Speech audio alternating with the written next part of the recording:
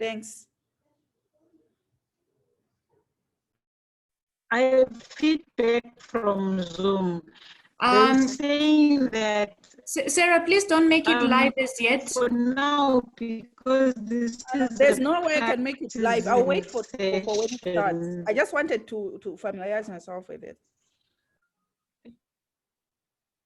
So when you are done, you can make me a host. Thank you for calling.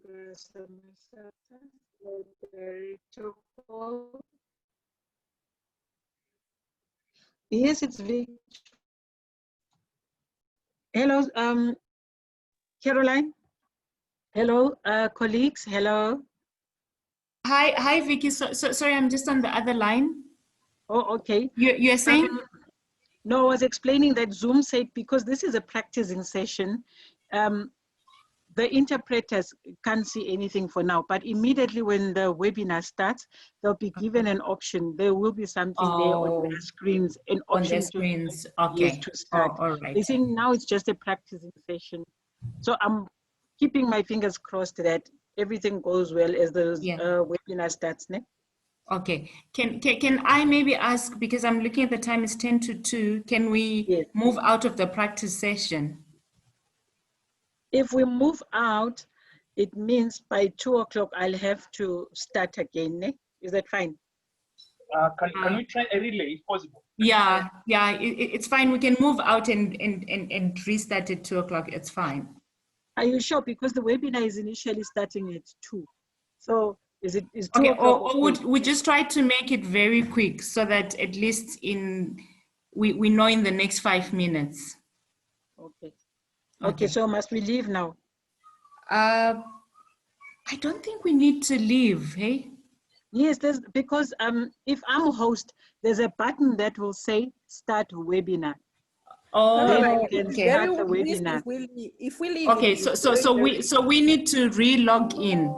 No, we need to remain where we are and make sure that all systems are in place, and then once it's 2 o'clock, the webinar will start automatically, even if I don't click the button. So we need to have our ducks in a row 2 minutes or 5 minutes before 2. Okay. So yes, all the speakers and the panelists should be on by now. Yes, they are. I can see they're all joining in now. Mm-hmm. Okay. So Sarah is currently what do you host. need us to do? So Sarah is currently host because she has to initiate everything and make sure that we are live streaming. Once she's done with the live streaming, I'm sure she will give me the hosting rights again. Okay, Sarah, do you mind giving Victoria back the hosting rights so that we try the interpreters?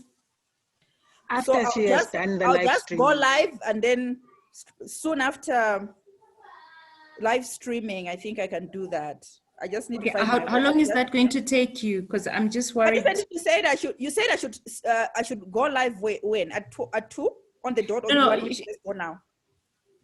I don't mind going now. We can't go live now, Sarah. I don't think, Caroline, are you ready on your side? Because we need all the panelists ready, the moderator ready, so that when we go live, everything is in place. So okay, is everyone we're not ready for that. I think for now, let's pack the live streaming. Let's focus on the interpreters. Okay. For now. Live streaming should be at 2 o'clock on the dot. Yes. The interpreters should, however, let me know as soon as Sarah starts the live streaming button. The interpreters should let us know if they can see anything there. If there's nothing, then I can have Zoom on call, because they said I can call them anytime to ensure that everything goes accordingly. So what they had said to us was, can we try it now with the interpreters to see if it's working? No, they said now it's a practicing session. So it's not, yes, the interpreters won't be able to see it. Yes, it's only possible once we go live. And all the attendees will get that little icon there with interpretation. Then they can choose their option. If they want Arabic, French, or Portuguese, then they can choose. All righty. So yes, so the attendees are sorted. All we should worry about now is the interpreters, that once we go live, can they see anything? Once the webinar kicks in, are they getting any message for them to connect? Okay, perfect. Straighton, Taguaba and Louis, you guys heard that? So sorry, please repeat.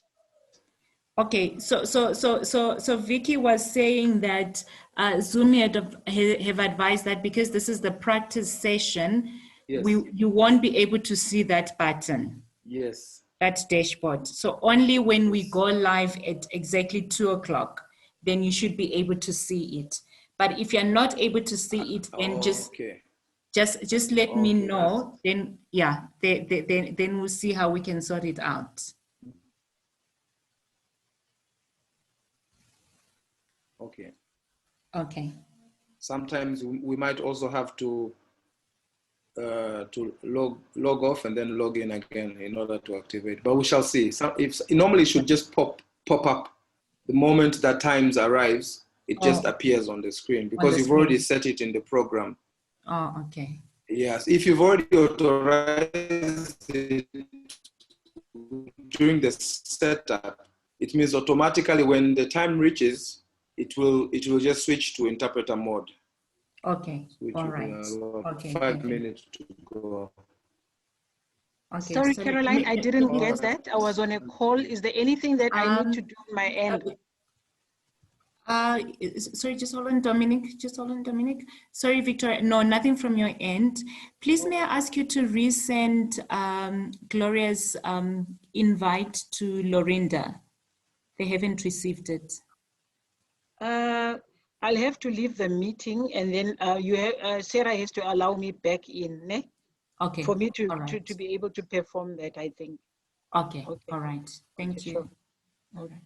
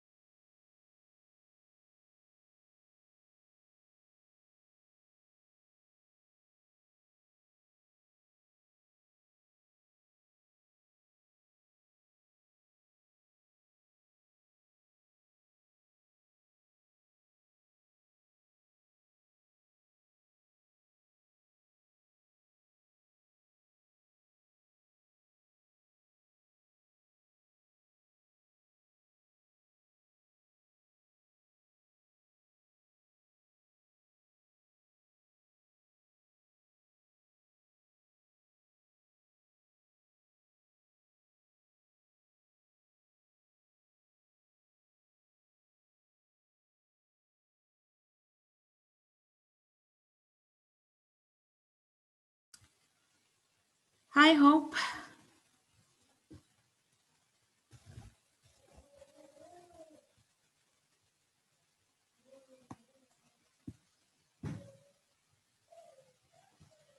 Hi, Hope. Can you hear me?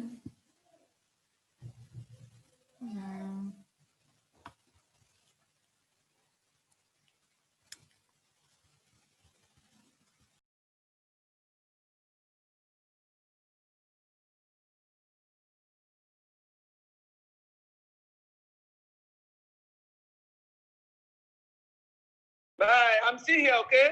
Okay.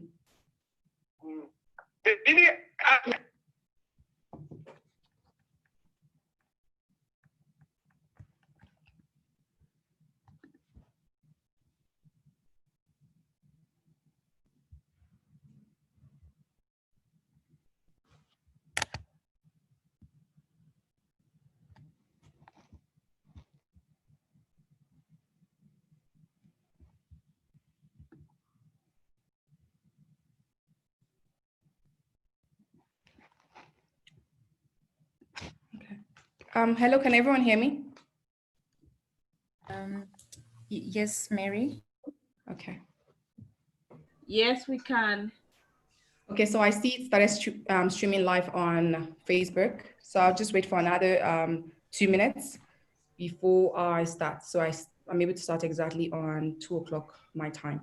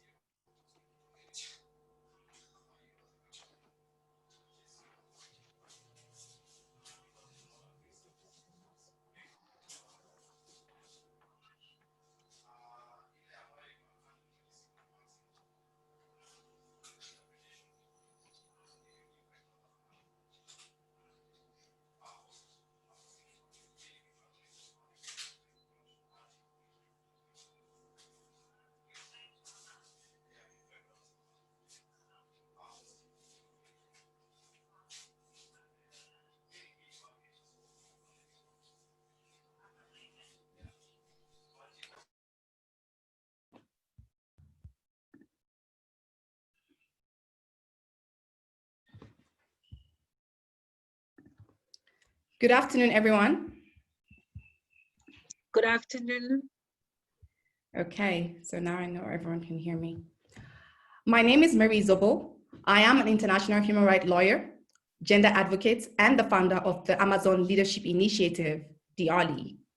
I will be facilitating the Girls Intergenerational Dialogue today to commemorate the International Day of the Girl Child 2020 on the theme, She is Equal. Our speakers are Mrs. Gwasha Machel, Ms. Aya Chebi, Ms. Natasha Mwansa, and Ms. Maziko Matemvu. What is interesting about the dialogue today is we'll also get to listen to girls from the various regions in Africa who will address the challenges and barriers that prevent them from enjoying and fulfilling their rights as enshrined in the United Nations Convention on the Rights of the Child and the African Charter on the Rights and Welfare of the Child. As the saying goes, nothing about us without us. You're at liberty to use the chat box if you have any questions or comments, as there will be a session for question and answers. A bit of background. The International Day of the Girl Child is commemorated globally every year on 11 October since 2012 to highlight the injustices girls face based on their gender while advancing and empowering the fulfillment of their rights, development, and well-being. The United Nations theme for the International Day of the Girl Child 2020 is My Voice, Our Equal Future. There is a specific emphasis on the girl child because there is a direct form of discrimination against girls who are often deprived of their fundamental human rights. Millions of girls from birth are discriminated against on the grounds of sex and gender. Gender discriminatory norms have marked the female child as inferior to the male child. For instance, the birth of the male child is celebrated with great splendor and ardor, while the birth of the female child is received with disappointment because she's seen as a burden when compared to her male counterparts. So be it education, health services, protection, participation, inclusion, the girl child is always treated unequally. Unfortunately, girls are made to believe that their goal in life is to cook, clean, serve, and please their husbands, as well as their children. But when you think about it, it's inconceivable and unfathomable in the 21st centuries where we have great female leaders that are completely dominating in systems dominated by men. We have President Salwak Zewde of Ethiopia, Mrs. Gwasha Machel, founder of the Gwasha Machel Trust, Mrs. Amina J. Mohammed, Deputy Secretary General of the United Nations, former President Ellen Johnson Sirleaf of Liberia, and even Mrs. Ngozi Okonjo-Iweala, who is currently vying for the position of the Director General of the World Trade Organization, and maybe the first female leader of the institution. The question is, what do girls want? Girls envision a world where everyone has equal rights and opportunities, a world without patriarchy, a world where she can voice her opinions in her environment and be heard in decisions that affect her life, a world where she's not marginalized or stigmatized. A world where she's not scared to walk home alone at night or be victimized. In this world, she is equal and gender equality is the standard. In times like this, when talks about gender equality are gaining traction, this presents the opportunity to alleviate the barriers that stand in the way of girls' voices, girls' equality, girls' choice, and their consent by making our voices heard. Therefore, a girl child must be celebrated for who she is, where she has access to equal opportunities to learn, grow, and prosper as her male counterparts. Her birth must be celebrated with equal zeal and celebration as that of a male child. On that note, that takes me to our first speaker, Ms. Aya Chebi, who's the African Union Youth Envoy. Again, talk about Black Girl Magic. Who will be speaking on the UN team, My Voice, Our Equal Future. Ladies and gentlemen, please, Ms. Aya Chebi. Thank you so much, Mary. You said it all. You didn't leave me anything to talk about. Thank you so much. It's so exciting to be here. Good morning, good afternoon, everyone, whatever you are. Thank you for joining.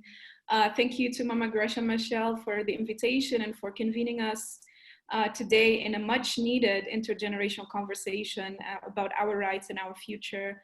And as you said, Mary, today's theme is My Voice, Our Equal Future. So perhaps I want to talk about the time when I found my voice, when I realized that I'm violated because of my gender. I come from a village, a small village in the Tunisian-Algerian borders, where a tradition or a traditional ritual was practiced, and it's called tasfih, or the locker. And the ritual is believed to safeguard girls' virginity. So at the age of 9, just before I got my period, my female cousins and I went through tasfih. And it's believed also that the spell kind of can be lifted the day before the girl's wedding by doing the same practice. And I think for me, that was the start of a long-term trauma. The violations of our bodies might heal from physical pain, but the psychological trauma and the damage to our minds, the violation of our right to choose, to be and to become is very difficult to heal. So I think in a society that doesn't much recognize healing and does not consider trauma healing a necessity for the growth of children, it's difficult for girls to go through some of these practices. Shall I go ahead, or is the interpretation has an issue? Please go ahead. I think everything is okay right now. Okay. So I think for me, why I'm telling this, I think there is an interpretation issue. Sorry, Aya, I think it's the interpreters. They just we're just trying to sort that out.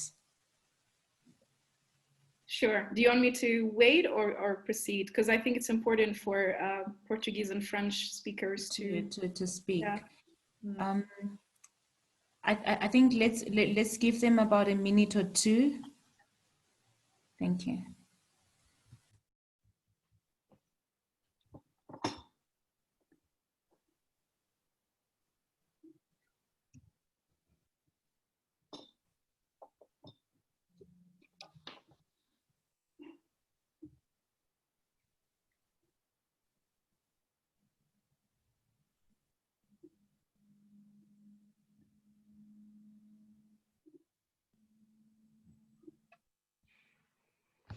For everyone who's not quite familiar with the interpretation, what you need to do at the bottom, I'm sure you're going to find an like a globe, and then it says interpretation. So if you do need interpretation, click either English, French, or Portuguese. And if you don't need, then you can click on off. So I think the Arabic Abu Bakr is not assigned. That's what we hear when we speak. Yes. Oh, because it's only English, French, and Portuguese that the icon gives us only English, French, and Portuguese. So I think that's the Arabic. You can check another icon. You can say you can assign them to Japanese or German. Then that will be Arabic. Okay, Caroline, can you please help us assign Arabic to to, I don't know, Spanish, Arab, any other language? Hey, Carol, this is Jennifer. So what you do, we always allocate it to either Japanese or Chinese. So make sure that you allocate the Arabic one to Japanese or Chinese. And then Abu Bakar, akinisaidia, waambie tu aende to Chinese ama nini. Chinese. I think let's just allocate it to Chinese, and then Abu Bakar is going to speak in Arabic and tell our Arabic speakers to go to Chinese. Okay. Abu Bakar, please speak in Arabic and just say that. Abu. Assalamu alaikum warahmatullahi wabarakatuh. Marhaba bikum ضيوفنا الكرام. هذه الاجتماع المساء. Can you hear me? Shukran. Okay. Okay. For the French speakers, kindly assign me as an interpreter. I'm still waiting for my dashboard as an interpreter. You are a Tagwaba too, right? That's affirmative. Okay. Caroline or Victoria? Yes. Yes, can you madam. please assist in assigning Tagwaba2@gmail to the French interpretation? Okay, we'll do so immediately. Thank you.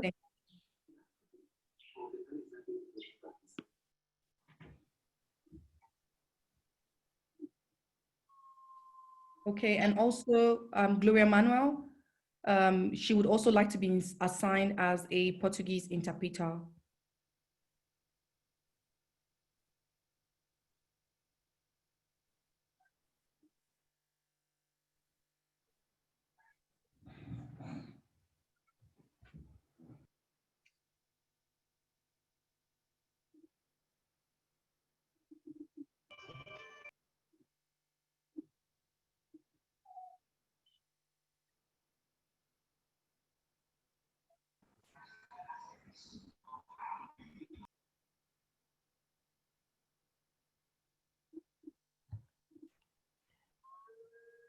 Victoria, do you know if we're winning?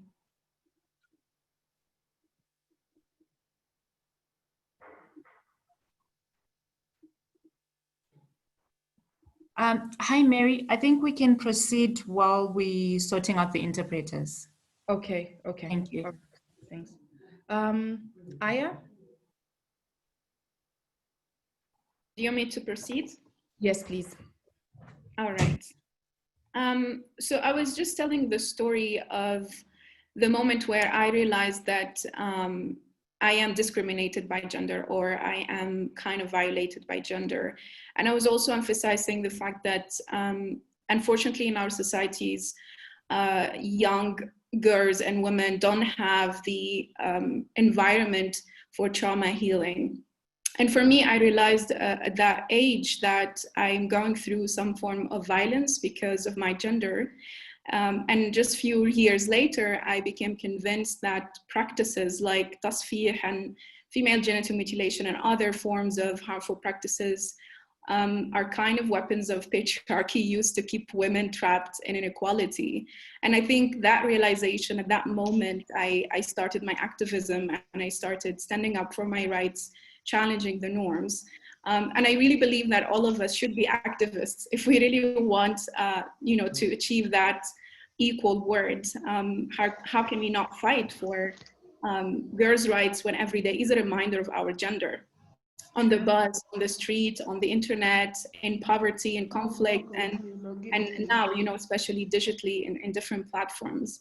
The reality is that every 5 minutes, a girl dies as a result of violence. 71% of human trafficking victims are female. 1 in 4 girls is married as a child. 200 million girls already undergone FGM, and 130 million between the age of 6 and 17 are out of school.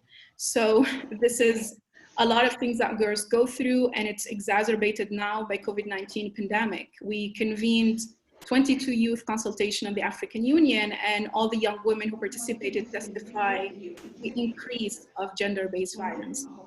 But I'm not going to talk about what governments should do because they know what they should do. You know, we have all the continental instruments. We have the African Charter on the Rights and Welfare of the Child, the African Youth Charter, the Continental Gender Strategy, and so on and so forth. So government know exactly what they have to do to move from aspiration and policies to implementation, to be accountable for their commitments and not to make, you know, bureaucracy and lack of funding and resources just an excuse not to act, or an excuse not to have girls in school.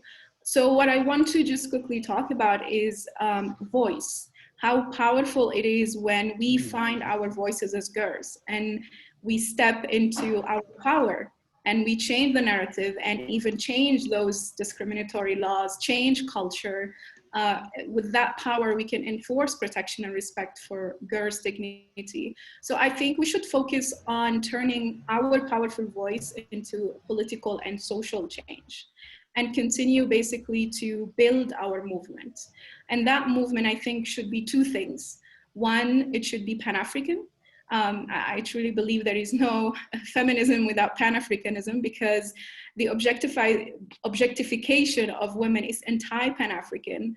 It derives its roots from patriarchy, from colonialism, from racism, and it's really anti-Pan-African to just reduce women to maternal functions, or to seek to control their bodies, their minds, and desires in the name of culture and faith and other excuses. So I think it's important that this movement is Pan-African. And the second important aspect of the movement, I think, to continue growing and being resilient, especially, is to be intergenerational. And that's why I love that Mama Gracia Machel brought us together here in a platform for generational learning and generational solidarity. We need generational healing as well, and we need generational accountability. What happened? Where did we succeed? Where did we fail? And how can we move forward? And I think the more we institutionalize intergenerational co-leadership, the more we trust girls to co-lead with, you know, our elders' wisdom and our innovation, we can, you know, move forward to that future that is equal. And just a last thought, I think, to Mama Gracia Machel and all our mothers that you mentioned, from Dr. Ngozi to Mama Amina to all our mothers we look up to, and, you know, personally being the youth envoy, I feel that these are the women who opened the door for me to be in leadership. And I think my message to them is that we need you to stand up for our issues, today's issues, because you cracked the ceilings of your generation, and we need you with us now to also crack the ceilings of our time. So that's, for me, is the generational solidarity that we need. Thank you again. Thank you so much, Aya, for that powerful presentation. I mean, nothing beats the fact that you have a young woman who is actually walking the talk. So thank you once again, Aya. That takes us to a bit of entertainment, to Hope, the poet, who is only 9 years old, and she is from Kenya. And today she will serenade us with a poem titled Her Dignity. So ladies and gentlemen, Hope Wamboi, 9-year-old from Kenya. Hope?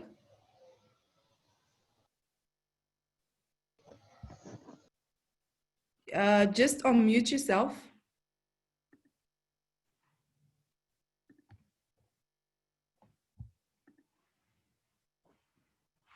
Hope? Okay, so while we wait for Hope, I'm going to go to our second speaker, Miss Natasha Nwansa, who is a child and women's rights advocate, and she's going to speak on the theme, She is Equal. Over to you, ladies and gentlemen, Miss Natasha Nwansa.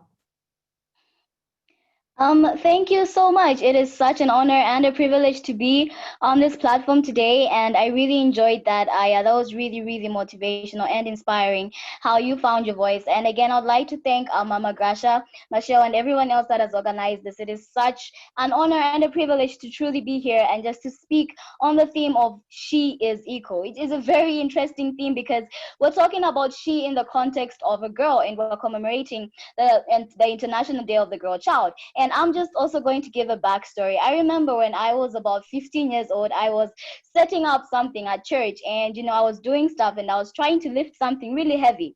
And so this man looks at me and says, "You're so girly." And I felt so insulted and I wondered why. And I defended myself. I literally looked at him and said, "No, I am not girly. I am manly." I literally used those words. A 15-year-old girl refusing to identify as girly. And I wondered, why did it feel like such an insult to be called a girl? And I realized that we're living in a world today where it feels as though being a girl is, not the right thing to be. It feels like a disadvantage. And I took a hold of that opportunity and said, you know what? I'll embrace being a girl. I'll embrace it because it is what I am. And I will not look at it as a weakness. I'll not look at it as anything that will pull me down. If I cannot lift something, I will not lift it. I will handle what I can.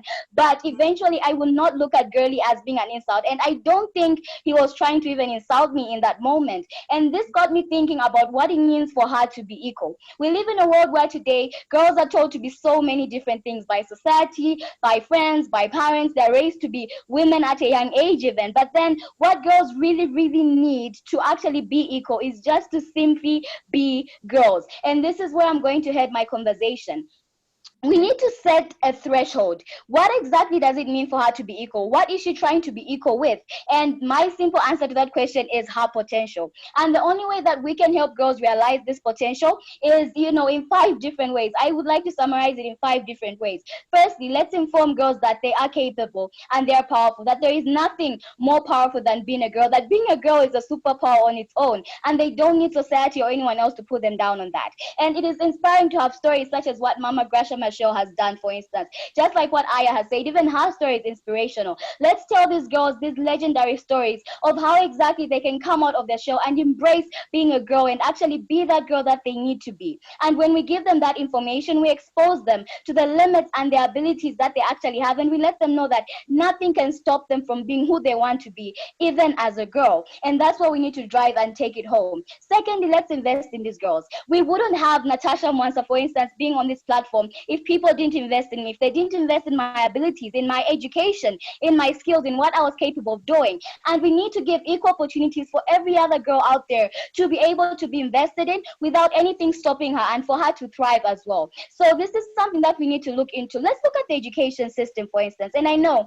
we know what exactly is supposed to be invested in, but then we can't have this conversation without talking about prioritizing girls' needs. Look at the budgetary aspect of nations, for instance. How much is allocated towards investing and improving the lives of girls? Even if we keep talking about them being vulnerable, how much are we actually putting on the table and saying, you know what, I am investing this much money to ensure that girls have access to education in this place? So this is something we need to start bringing home. Another thing is we need to involve and include them. And girls need to be at the center of every conversation. They are part of everything. It involves them. We cannot do anything for girls without them. And this is why I love such intergenerational dialogues, because we're bringing girls into the conversation. I am not a girl anymore. I am 19. I haven't been a girl for months now. But then we have girls who will be coming to tell us their stories. And when we listen to them and we collaborate and use our experiences as well and come together, we bring home a solution. And that's what we need to start driving at. And let's include them. Let's not exclude anyone that may, seem as though they may not be capable of, doing certain things. That's why we need to invest in them and allow them to actually come on the platform and tell them what exactly, tell us what exactly they need done. And we can also tell them how exactly we can help, and we can come to a conclusion. And then let's impart, just like it's been mentioned by Aya, she's pleaded, and I plead this as well. It is important that we have intergenerational dialogues, yes, but let's go beyond and have intergenerational mentorship. We need to be taught. We need those lessons. We need those skills. We need those abilities. We need to know how exactly did they do it, because we see all these heroines, but sometimes we are so lost. We want what they have, but then we don't know how to get there. And this is why we need them to mentor us and teach us. And then finally, let's investigate. How far have we come? What's the data on the ground? What exactly remains to be done? And how exactly can we use this and map a way to actually strategize and ensure that we have this done? In conclusion, I would just like to quote something from the 2063 agenda of the African Union. It talks about how, there should be equal opportunities for women to actually flourish politically, socially, and in different other aspects. But then if we think about it, women today were girls yesterday. And if we do not start with what we are planting, if we don't start with the seed, we will not do much with the fruit. And hence we need to target girls now and ensure that we do not lose them while they're young, we do not lose them where they are right now, that we invest, we involve, that we include, that we impart, and that we investigate, and we do so much more as well as inform them of just how much they are capable of doing. And this is where we bring them to being equal. The threshold is not men, the threshold is not even other women, the threshold is what girls can do as girls and the opportunities that they need to flourish as girls. So thank you once again. I look forward to having more of these conversations today and hearing from all the wonderful girls as well as all their wonderful speakers. So it is such an honor to be here. Thank you. Thank you so much, Natasha, for that powerful presentation. Just like Aya, one thing that resonated from both of you's conversation, just to reiterate quickly, is the need for an intergenerational platform, as well as accountability. And also there needs to be an investment in girls' education, skills, equal opportunities, and girls need to be at the center of these conversations. Again, nothing about us without us. That takes me to one of the highlights of this intergenerational dialogue, which we would hear from girls across the African continent, the 5 regions of Africa. I would suggest this girls get ready. Doreen, Bindu, Blessing, Puseletso, Gloria, Esther, and Arula. That will be the first session. Why they get ready is Hope ready? Hope, are you ready for your poem?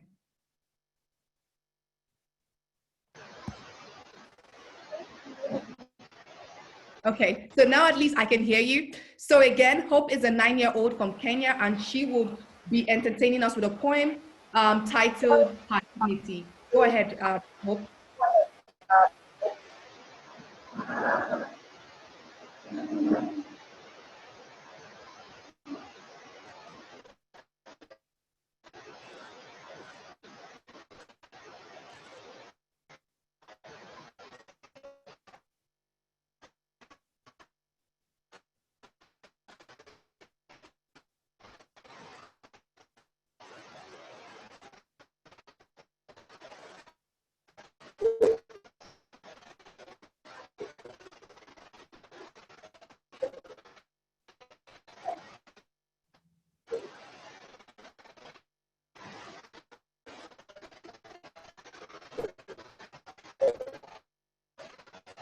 I'm not sure if it's just me, but I'm not sure.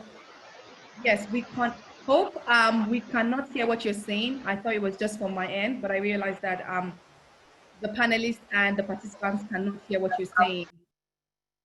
So again, we'll give you time to sort out any technical issues. I'll move to the presentations by the girls. So they will be talking about their reality on the African continent.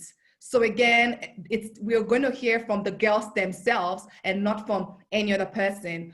So the first person is Doreen, and she is from Kenya. Her topic would be on girls' education in relation to teenage pregnancy. Doreen, over to you. It's a pleasure celebrating the international. Should I wait? Hope, can you please mute your? Okay, yeah, go ahead. It's fine now. Oh, it's a pleasure celebrating the International Day of the Girl Child. Before I begin, I'd like you all to imagine a boat in the ocean. Ahead of it, coming storm and raging waves. Well, many are times when you are faced by challenges which you must conquer, and COVID-19 pandemic is no exemption. On the bright side, it gave us a chance to bond with our families, learn from them, and help them in house duties. But what if it took more than it gave? With its arrival, the schools are declared closed. Many girls depended on the schools for sanitary towels. When the institution closed, was this help still available? Well, only to a few, but the majority had to come up with solutions. And what did they land on? 1, transitional sex and looking for jobs to at least meet their basic needs.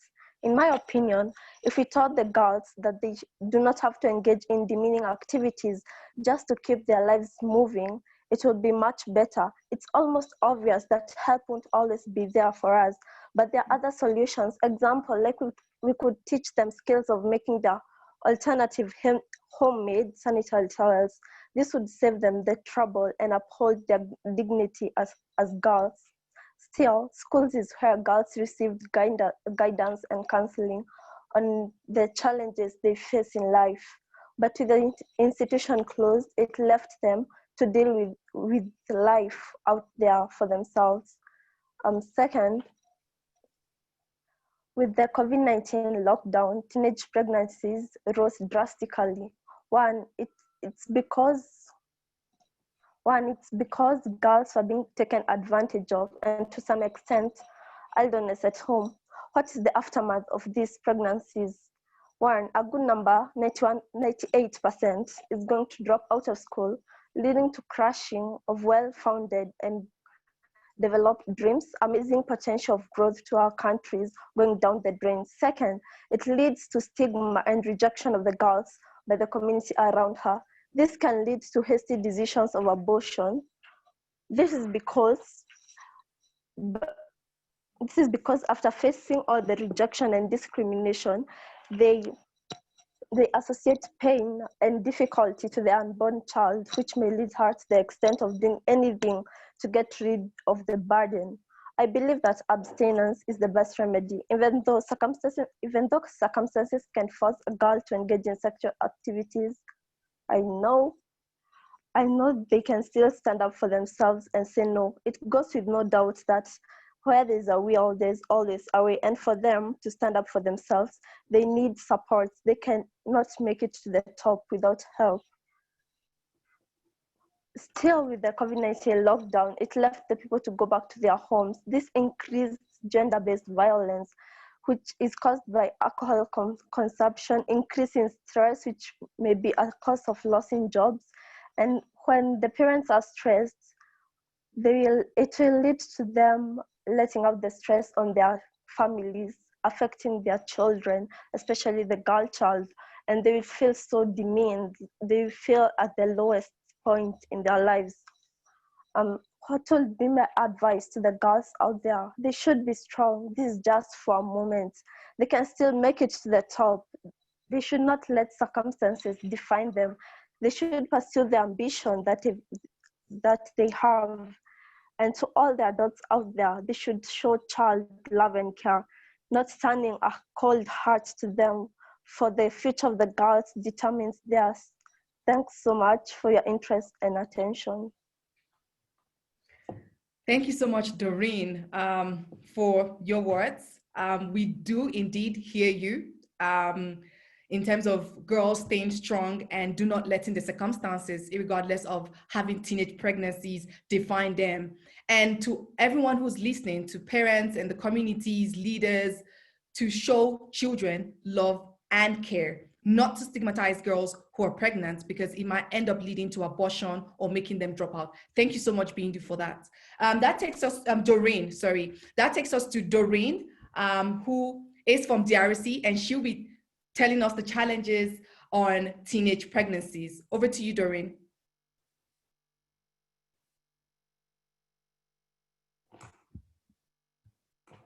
Doreen? Yeah. Okay, Pardon. please go ahead. Pardon. Doreen? Yes, can you hear me? Yes, I can hear you.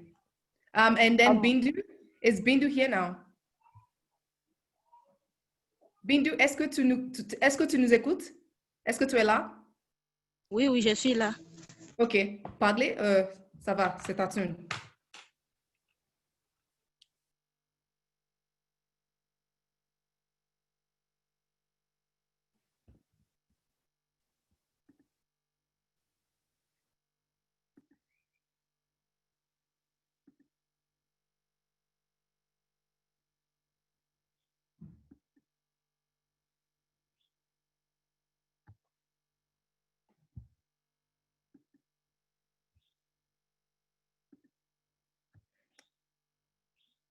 Can everybody hear Bindu?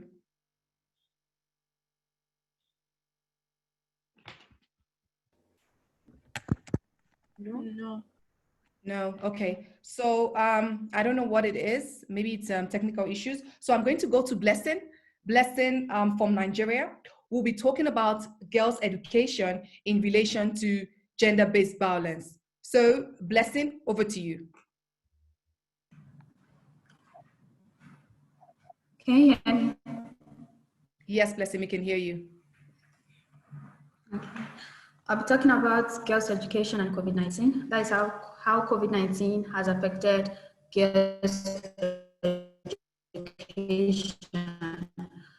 So, first of all, we know that millions of girls and young women miss out on school despite the benefits of girls' education in the society at large.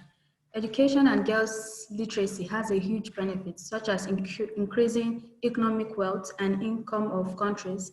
It improves health, increased technology advancement, and also helps the population. So, during this pandemic, all the causes of girls' illiteracy were amplified. We had issues like school closure. In the course of the pandemic, all schools were shut down, not only in West Africa, but globally. Schools like mine were not even able to finish second term session before we were asked to leave the school due to the outbreak of COVID-19. And we also had issues like lack of access to learning platform. Most schools, especially private schools, had platform for learning at home. So they had the opportunity to continue their education online. And statistics shows that most girls are admitted into public school than private school. So what about these girls who are in public school? They didn't have the opportunity to all these learning platforms for holiday lessons to continue their education. So maybe when they go back to school, they'll just start from the place where they stopped on the online learning. But someone like me, like for me now, for instance, I only had the opportunity to attend only one lesson. That was only literature, just because our teacher just had us in mind and said that, okay, he wants us to continue the lesson at home. But it was not our school who had it in mind. What about the people who nobody even had them in mind? They were not even able to attend any class. So we also had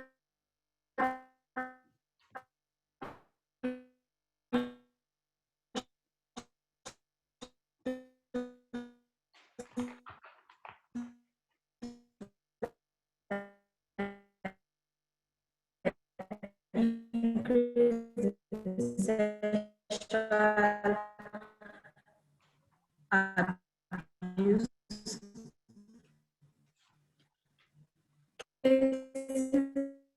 Like,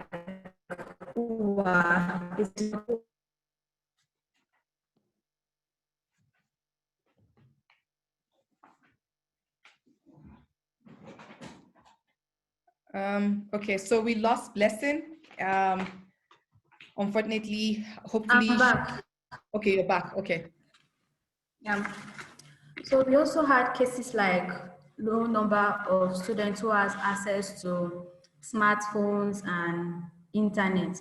For the people living in the rural area, you can hardly see people, you can hardly find people who had smartphones among them. Talk less of internet to be involved in the online internet lessons. And we had issues like early marriages. Early marriages due to the fact that because of this COVID-19, people lost their job, like parents lost their jobs. So they find the situation like they'll marry up their girl child and use the money and take care of the family and fend for themselves, while the girl child will be married else to another person. Teenage pregnancies increased because they were sexually exploited and forced to turn to risky strategies to feed themselves and their family. Poverty increases due to the fact that most people lost their jobs during the pandemic outbreak. Just like I say, early marriages also increased too. All girls who were under these circumstances that I mentioned, when the school resumed, they won't be able to go back to school, just like what just like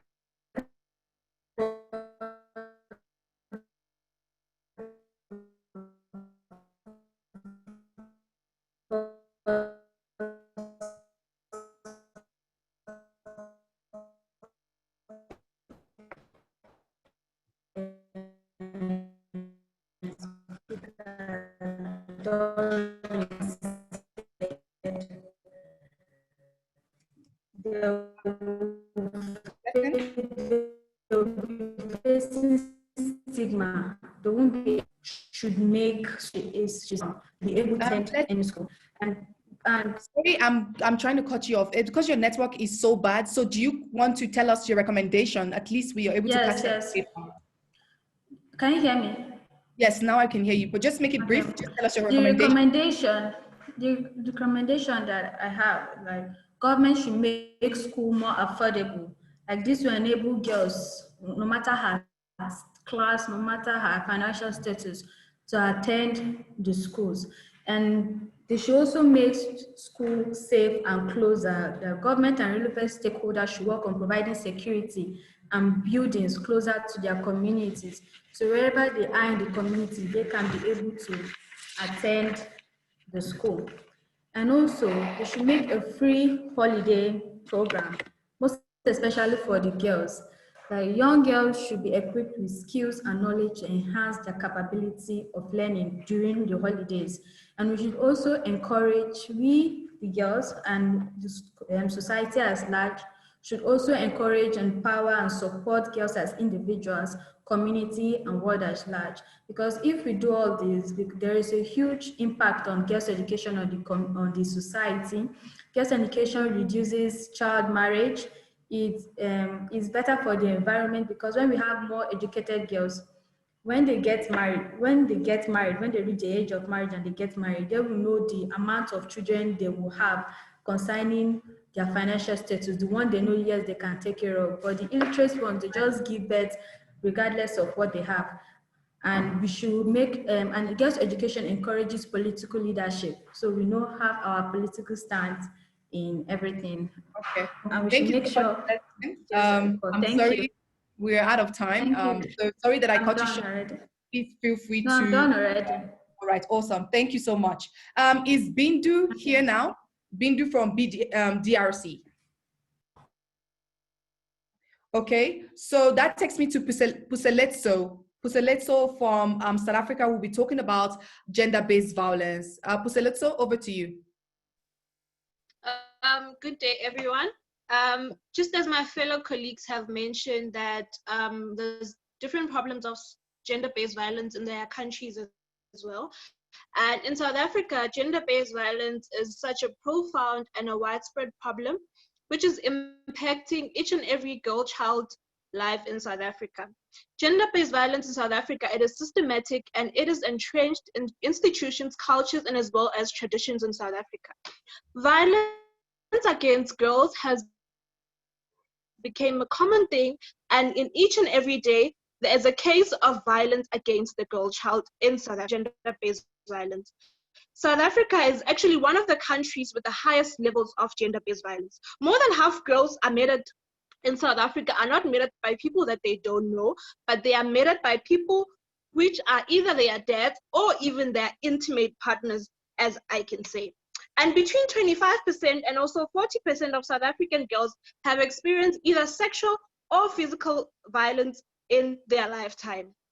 I mean, any girl in South Africa or any woman in South Africa can tell you that in their lifetime, they have experienced a sexual or rather a physical violence that has happened.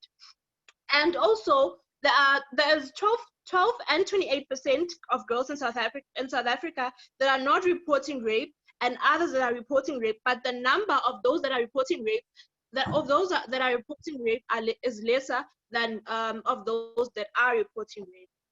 Drivers of gender-based violence in South Africa include gender power inequality that is rooted by patriarchy, and in societies and cultures where males or rather boys are superior than girls. This is a driver of gender-based violence. Another driver of gender-based violence include the lack of girl child encouragement, and as well as the lack of social value and social power. And moving on, impact of gender-based violence have regarded in a lot of girls in South Africa having HIV and being reproductive unhealthiness, and as well as mental health, and as well as different psychological traumas as well. gender-based violence during COVID-19 has been increasing, and cases have been increasing in each and every day, in such a case that victims have been trapped with their abusers, and they have been left with no point of escape. So I recommend that there must be encouragement provided to the girl child so that they know that they are worthy, and even during the abuse and during everything, that the violence that is going on, they can be able to speak out and to be able to voice out what is going on. And also, violence must be discussed in schools as early as primary schools, whereby people are violated and and girls do really get into violent cases, and they do not know, some of them, that this is violence, so they decide not to report. Also, girls must be allowed to speak out, and they must be allowed to voice out their opinions about how they feel and how they feel about certain things. And moving on, girls must be allowed to be agents of change, so that those that have been violated, or rather they have found themselves in violence, can be able to teach others about how is it to heal and everything. And also, during gender-based violence, the rape culture must be challenged as well in different traditions, and as well as in different cultures. I thank you. Thank you so much, Puseleto, for that presentation. Basically, again, to the statistics that you actually read out are very gruesome in terms of gender-based violence, not just in Africa alone, but particularly in South Africa. And again, to reiterate a bit of what Blessing said about how government should make schools more affordable, and they should ensure that schools are in rural areas, so that at least the children and the girls in the rural areas can attend the schools. That takes me to Gloria from Mozambique, who will be speaking on the impact of COVID-19 on girls, the increasing cases of gender-based violence. Gloria, over to you. Boa tarde, companheiras e companheiros. Eu chamo Gloria Honor Machel, faço parte da Associação Sociocultural Horizonte Azul e tenho 17 anos de idade. Eu quero falar um pouco sobre o impacto do Covid-19 na vida das raparigas mulheres jovens aqui em Moçambique. Vou começar falando sobre o setor da educação, que foi o setor que foi mais afetado. Isso porque a educação para a rapariga aqui em Moçambique sempre foi olhado como uma espécie de favor, porque a educação que é mais priorizada é a educação do menino. Então, numa primeira fase, nas escolas, as raparigas sempre têm sofrido violência, seja ela sexual, assim como psicológica. E um dos nossos maiores desafios é a questão da denúncia, porque a rapariga, quando vai denunciar, seja no diretor, o diretor sempre tenta perguntar: cadê as provas? Então, vou chamar o professor para confirmar. Como é que essa rapariga irá se libertar se, quando ela vai denunciar, dizem para ela voltar a chamar o agressor para que possa confirmar o ato? Então, estamos cientes de que esse professor nunca querá dizer que eu violei a ela. E como método de superação disso, eu, como uma rapariga da Associação Sociocultural Horizonte Azul empoderada, sempre procurei transmitir conhecimento aos meus colegas, em que em algum momento isso teve alguns fatores, teve algumas consequências positivas, assim como consequências negativas. As positivas foram que, nesse período, a escola teve um estado de violência, as taxas de violência foram muito baixas e os professores estavam mais comportados. E o negativo foi que, sabendo que eu era a mandante, que empoderava as raparigas a seguir em frente, eu sofria ameaças por parte de professores, tal que quando entravam na sala de aula sempre soltavam algumas vozes que não eram nada agradável de ouvir. Eu, por exemplo, uma das palavras que eu ouvi foi: o peixe morre pela boca. O que isso queria, como é que eu me posiciono diante disso, vindo de uma professora ou de um professor? Outras palavras que eu ouvi foi: alguém que falou tanto, que chumbou durante uns 3 anos. Então, isso em algum momento chega a intimidar, chegou um momento que eu tive vontade de desistir do ativismo. Mas não foi mais por querer, mas por causa das ameaças, dos desafios que eu encontrava no caminho, para seguir em frente, empoderando outras raparigas. E nesse momento de Covid-19, foram vários desafios enfrentados, muito mais na comunidade, porque houveram vários registros de casos de violência sexual e o que é pior é que foram maioritariamente por parte de polícias.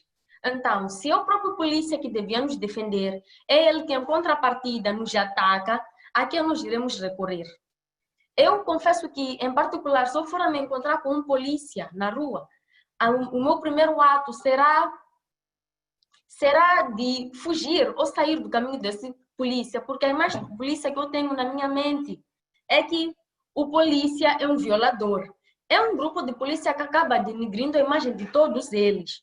Sem contar que há uma inoperância da justiça por conta disso, porque quando tu vais meter uma denúncia, os polícias tendem a se acobertar.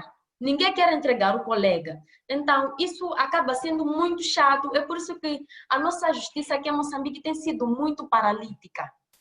E como resposta a isso, nós, raparigas da Associação Sociocultural Horizonte Azul, decidimos criar um movimento denominado Raparigas Revolucionária ELATE, que é ELATE que significa Empoderamento, Liberdade, Arte e Tecnologia. Esse movimento surge com a necessidade de permitir com que a rapariga possa gozar na plenitude dos seus direitos, assim como temos visto na sociedade que ela tem sido alvo de diversas atrocidades, vistas vivenciadas na comunidade, mas que em algum momento esses mesmos problemas, sim, não consigo ouvir, sim, Conclude. Sim, mas que em algum momento esses mesmos atos são normalizados e silenciados. É como se não estivessem a ver aquilo que acontece contra a rapariga. Então, esse movimento tem como sua missão repudiar e reivindicar todo tipo de violência praticado contra a mulher e rapariga jovem, assim como também consciencializar a sociedade dos males e dos problemas tóxicos que tem praticado contra a rapariga.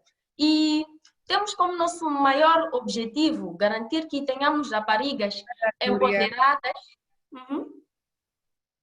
I'm sorry, I would have to, because you've used about 7 minutes. Sorry that I have to cut you short. It's because I want to also give other people the opportunity to speak. So thank you so much for that. Gloria from Mozambique. And that takes me to our next speaker, Esther from Zambia, who would be speaking on access to sexual, reproductive, and health rights. Esther, over to you. Esther, can you unmute your microphone? I can't seem to hear you. No, I can't seem to hear you.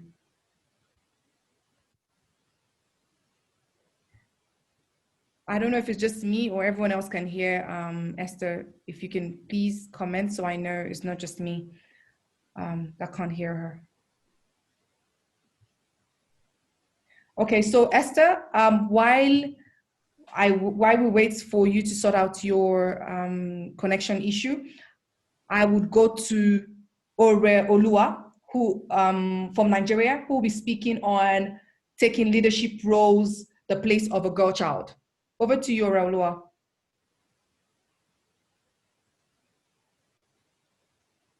Is Ore Olua here? Yes, I am here. Good afternoon, everyone. And I will be speaking on taking leadership roles, the place of the girl child. I first would like to begin by saying that from time immemorial, girls have been taught to be seen and not heard. They have been told to dream, but not too big, so that they do not overshadow or threaten the man. They have been taught to find fulfillment in being wives and mothers and having a nice house or a beautiful home, as opposed to boys who have been taught from an early age to pursue their careers and their passions with aggression and with courage.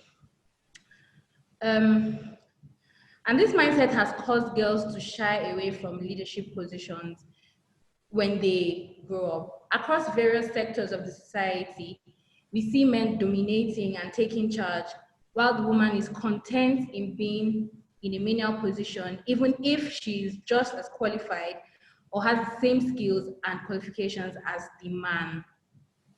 Hardly will you see a female vice chancellor of a university, a female chair of board of directors, female governors, or even a female president in our societies, in our various societies and nations across Africa.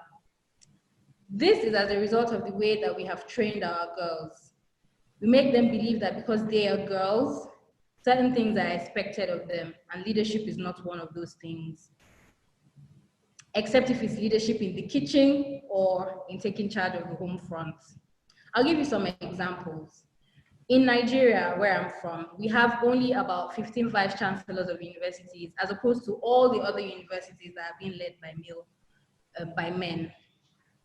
In politics, we have only 6 senators out of 109 senators. We have only 7 ministers out of 43 ministers. And in Nigeria, we have no female governor. Instead, we have female deputy governors, and that is second place to the man. I believe that it is high time for a change. And how can we change this? We have to ensure a complete reorientation of our minds. We have to begin from an early age to teach girls that they are just as good as boys. They should aspire for position of authority and for positions of power. They should take charge and aspire for leadership roles. We should inculcate this change in our school curriculum. We see various textbooks of schools now that have these gender roles that show the mother as the woman as a mother and a wife, while we see men as maybe occupying positions of authority or taking charge or working. Meanwhile, we teach the girl to be at home, taking care of the children and her husband. So we should ensure that the change starts from there. We should ensure that there's a complete revamp of our school curriculum, and from an early age, so that girls begin to know that they are just as good as boys and they are just as equipped to handle leadership roles. Also, in trying to change this mindset, we must not leave the boys behind. We must ensure that we engage in something called male engagement. That is by bringing the boys on board to help advocate or fight for this change. Boys and men should be taught to be allies of this mindset that we're trying to push and inculcate in our girls. So we should ensure that the boys, also from an early age, are taught to respect girls and to see girls as their equal. Boys should be taught to see girls as their equal and not as inferior or to them, or they being superior to the girls. Thank you so much, Rabua. You want to conclude? Yes, I'm going to conclude now. I would like to say that it is when women are in places of power and authority that they will be able to advocate and implement laws that will affect women and girls in our societies positively. Let us aspire to be like women who have gone ahead of us to break the glass ceilings in their industries. Women such as Dr. Ngozi Okonjo-Iweala, Aya Chebi, Chimamanda, and so many other women who have gone ahead to achieve their dreams. To all girls out there, I'd like to say, dream big, aim high. Your dreams are valid and you can go ahead to achieve them all. Thank you. Thank you so much, Orolua, for speaking to other girls, your peers, to say they should dream big, they should aim high, and their dreams are valid. And also, there needs to be a complete orientation of our minds.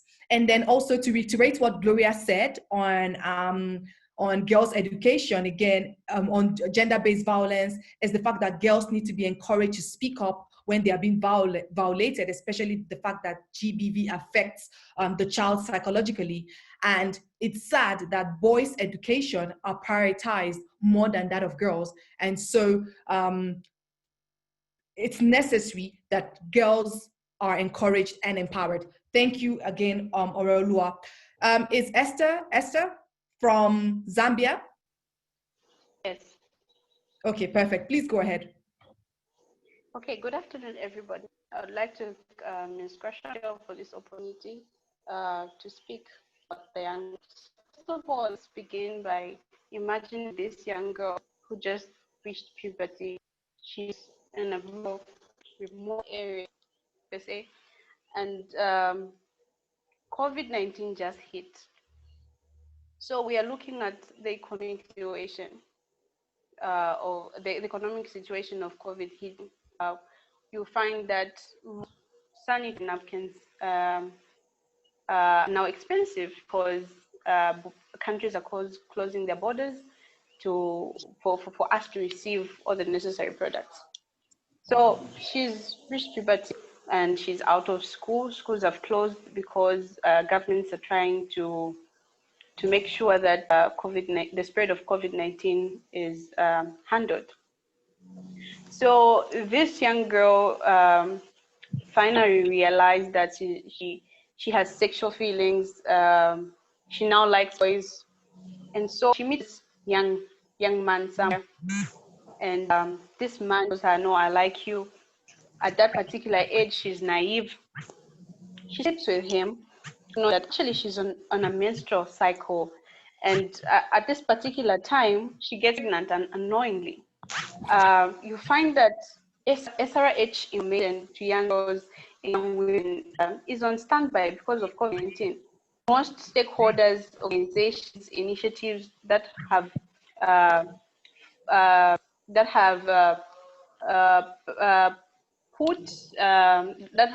gone into SR rights and information as well as services are on hold because actually they prepared for the face-to-face interaction, meeting young girls and women and talking to them, but they can't do that because apparently there's quarantine in different countries in Africa, and they can't do that. And let's also look at it in this perspective. This young girl does not have a gadget. She has no phone.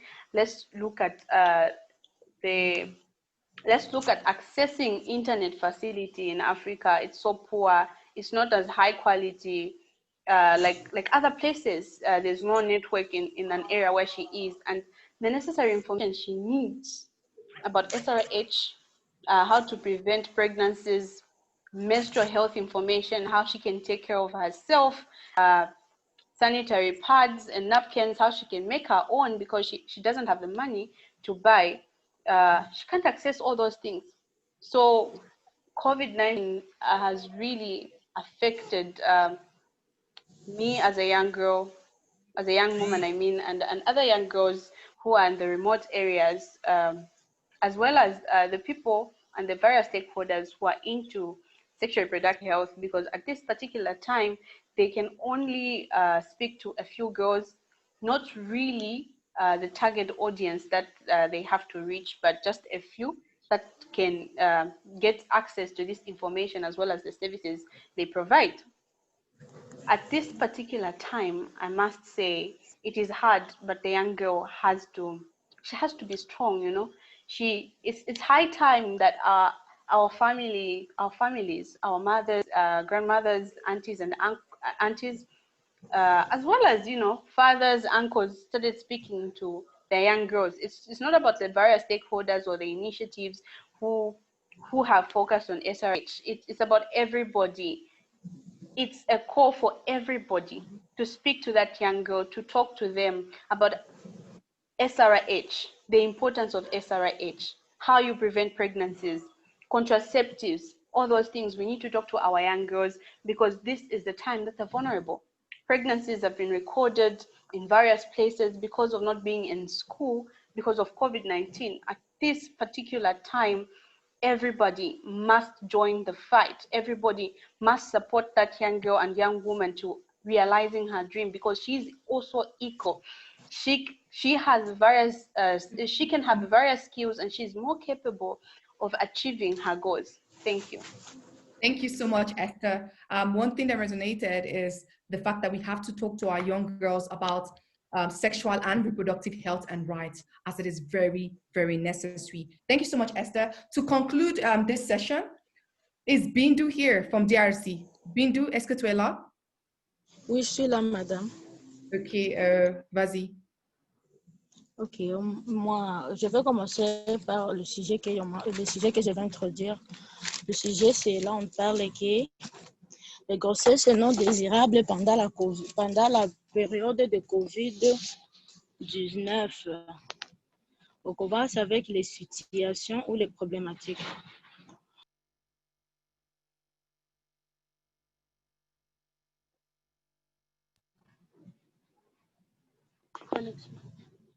Yes. Bindu? Yes. Yes, madame, je suis là. Ok, vas-y, continue à parler, s'il te plaît. Ok, on nous a dit que le premier cas du COVID-19 s'est présenté en Afrique. S'est présenté en Afrique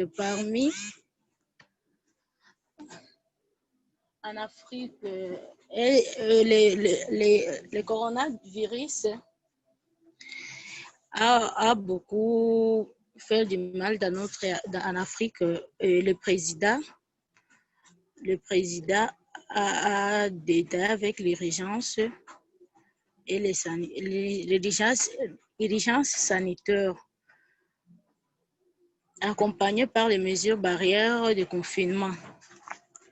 Et après, on nous a montré qu'il y a, là on va parler, première cause, la première cause qui peut causer à ce que a fait que les grossesses non désirables arrivent, les vagabondages causés par les manque d'occupation. Quand toutes les écoles ont été fermées, même les églises, même beaucoup des occupations. Deuxièmement, on a fait une capacité, on trouve une incapacité financière du parent. Donc, chez les parents, ici en Afrique, il y a des parents qui n'ont pas d'occupation, qui restent chez moi à la maison. Dans ces cas-là, on a trouvé les jeunes filles qui s'étaient mis dans ici on parle de quoi, d'Enganda et d'autres filles, de bars, et d'autres filles ont fait même, les autres filles ont acheté leur corps pour trouver quelques moyens pour les finances, on peut dire, quelques moyens qui peuvent leur aider sur leurs besoins. Troisièmement, on a essayé de parler sur les rapports sexuels sans préservatif. Et tout cela peut causer les grossesses non désirables pendant la période de COVID-19. Maintenant, on a essayé un peu de parler sur les pistes de solutions ou recommandations. J'ai un peu analysé, j'ai trouvé que on peut mener une étude sur les grossesses non désirables pendant la période de COVID-19 pour combattre la situation et obtenir les données statistiques. Deuxièmement, on a dit le plaidoyer. Le plaidoyer peut être différent par le gouvernement pour qu'ils prennent les mesures, le gouvernement prenne quelques mesures optiques pour on peut dire quoi, indésirer les filles là qui ont fait les trucs pareils. Troisièmement, on a dit on peut sensibiliser les femmes sur le planning et aussi l'utilisation des préservatifs, et c'est important. En fait, je vous remercie, je tiens à vous remercier pour votre attention, madame. Merci beaucoup. Merci beaucoup, Bindu. Just to reiterate what Bindu said, Bindu joined forces with Doreen, her peer from Kenya, on how teenage pregnancy can actually lead to stigma and make a lot of girls drop out of school. And the reason why everyone has to come together and work with the government to ensure that some measures are taken to ensure that we have less teenage pregnancies. A round of applause for all of the awesome ladies, young girls that actually shared their challenges, basically letting us know about their realities and their desire for change on the continent. And that brings us to the end of the first session. And to lighten up the mood, because we've had a lot of challenges that girl child in Africa faces, that takes me to Hope Wambui. I hope that your internet connection is great now. So Hope from Kenya, who's 9 years old, would also give us a poem on her dignity. So please, Hope.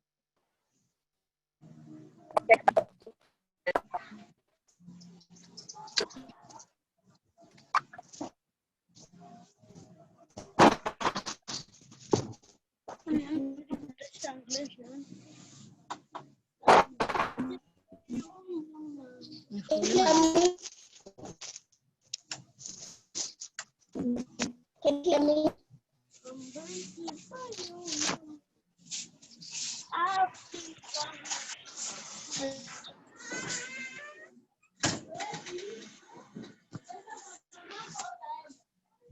Hope, I don't know why we do not seem to hear you again. If Bindu, if you can turn off your microphone. Hope, I'm not sure why we're really struggling to hear you. Hopefully we're able to catch up with you again later. Second session, which I'm also very excited about. To introduce this session, we will be talking to, that takes me to our third speaker, Miss Maziko Matemvu, who is a gender activist, and she will be speaking on generation equality. Maziko, over to you. Bindu, est-ce que tu peux turn off your microphone? Ton micro. Oui, madame, je suis là. Okay. Je suis là. La question? Non, ça va. C'est juste pour que tu éteignes ton micro. Ah, d'accord, madame. Okay. Maziko, are you here? Okay, perfect. Yes. Over to you. Thank you very much. I must just say it's been so exciting to hear from young women, young girls, just sharing their views and really acknowledging the gender disparity. And it's something that I honestly have not really seen in such a long time and from a generation like that. So just shout out to all the amazing speakers that spoke before and shared their experiences. It's very admirable and inspiring. So my name is Maziko Matemvu. I am a gender activist and a gender and SRHR activist, and I'm very excited to be in such a space like this, distinguished space with you amazing people. I will be talking about generation equality. So to me, generation equality is acknowledging that the gender disparity exists and it's not making excuses for it. It's also ensuring that as we address the gender disparity, we're actively addressing the systematic barriers that leave women behind, that oppress women and dismiss them as equally sharing partners in decision-making bodies. Generation equality is actively and collectively challenging the retrogressive laws and cultures which shrink and silence young women. It's recognizing women and girls, young women and girls, as human beings with dignity, not valuing girls and young women because they're a wife, not valuing young women and girls because they're a sister, not valuing young women and girls because they are somebody's aunt, but also just simply valuing young women and girls as human beings who deserve human rights, basic human rights, as human beings who should be valued because they deserve dignity. As a young woman raised in Malawi, I come from a culture which is deeply rooted in religion and tradition. So it's not very, I think one of the speakers had shared earlier that it's not it's not something that's common to have women speak out. Women are usually raised to be silent. women are usually raised to shrink themselves. Women are usually raised to tiptoe around men's egos. But we need to challenge these social and cultural norms that make the patriarchy thrive, that suffocate women, and that silence women. Throughout this journey of addressing the gender disparity, I've gotten into several arguments with my mom. I've gotten into several arguments with my aunt. I've gotten into several arguments with my family members, and I do deeply, really, really love them. I really do. But I had to make a decision. I had to tell myself that if I remain silent in the faces of injustice, if I remain silent in the faces of violence, then I have automatically chosen the side of the oppressor. I have automatically chosen the side of the perpetrator, which brings me to my next point, that as young people, as young women, we need to do more than just complain about things. We need to do more than just tweet about things and comment on Facebook and just share. We need to do more. We need to stop turning a blind eye when we see injustices, when we see violence, when we see the disparity, the gender disparity. Because if we do remain silent, then we must know that we have automatically chosen the side of the oppressor and automatically chosen the side of the perpetrators. So what must we do? We can do more. We can amplify the voices of people who are oppressed, the voices of people who are silenced. We can mobilize groups of young people, but most importantly, we must know our policies. Most of the countries that we are in have signed to different human rights statutories that address the gender disparity. We must know these policies because the rule of law is very important. No one is above the law, and that includes our governments, and that includes our members of parliament, and we must know these duty bearers in our communities. So who are the duty bearers in your communities?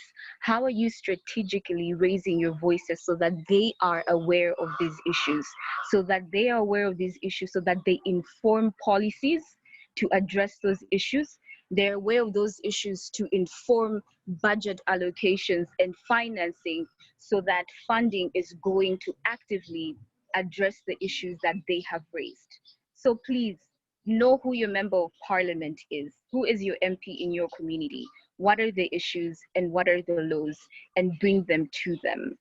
And it's also important for our leaders and policymakers and duty bearers to know that they were elected.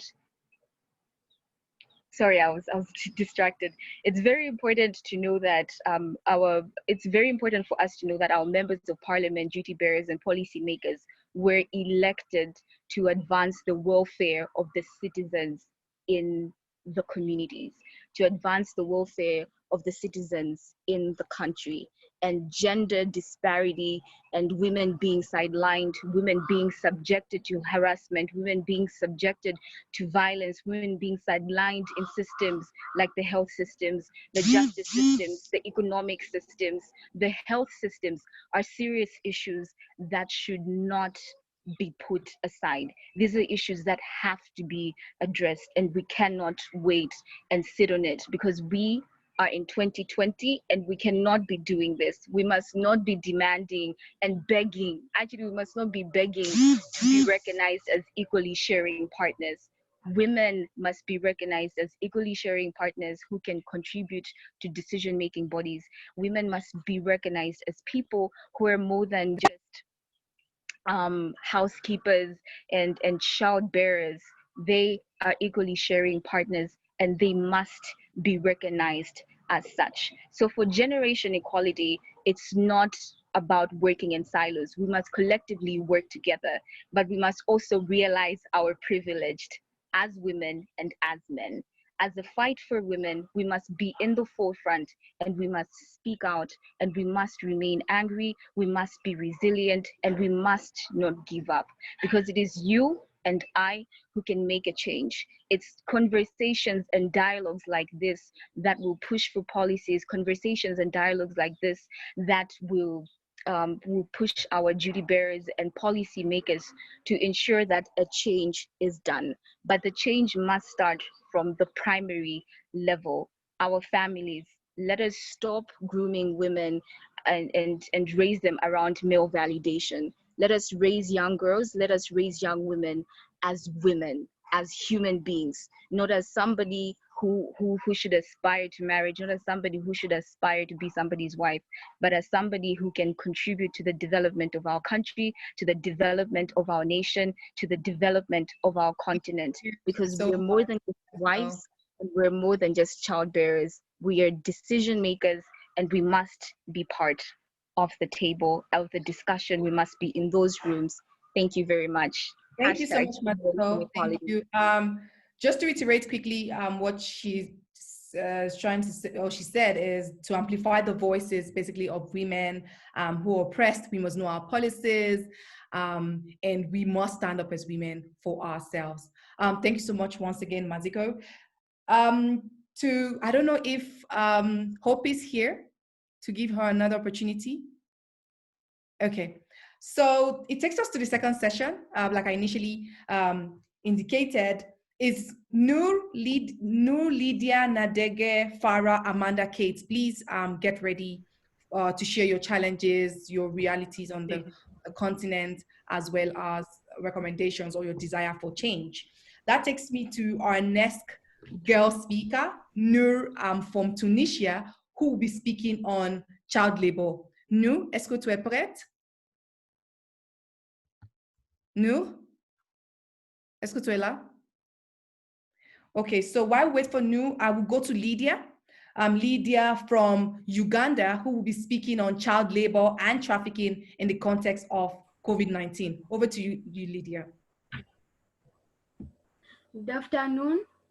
My name is Angela Lydia, and I come from Uganda. And I'm going to talk about child trafficking and child labor.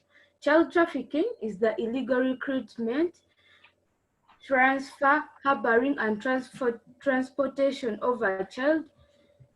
And this includes child labor, early marriages, commercial sexual exploitation.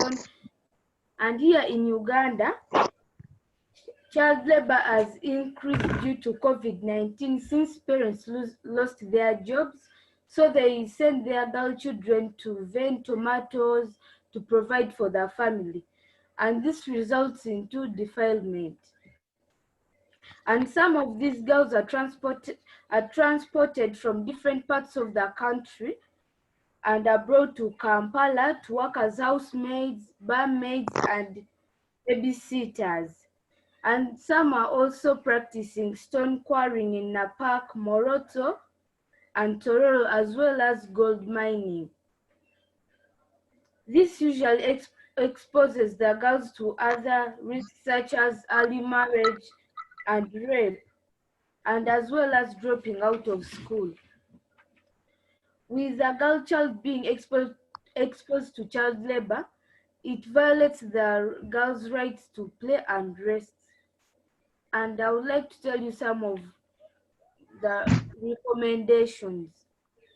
Since most parents are ignorant, I request the government to do more sensitization on the dangers of child labor.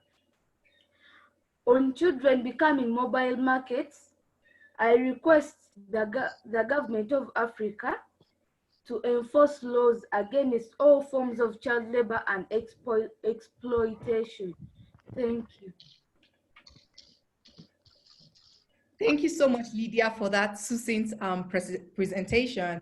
Just to reiterate what Lydia discussed is more of sensitization on the dangers of child labor, as well as enforcing laws against child labor and child trafficking. Thank you again, Linda from Uganda.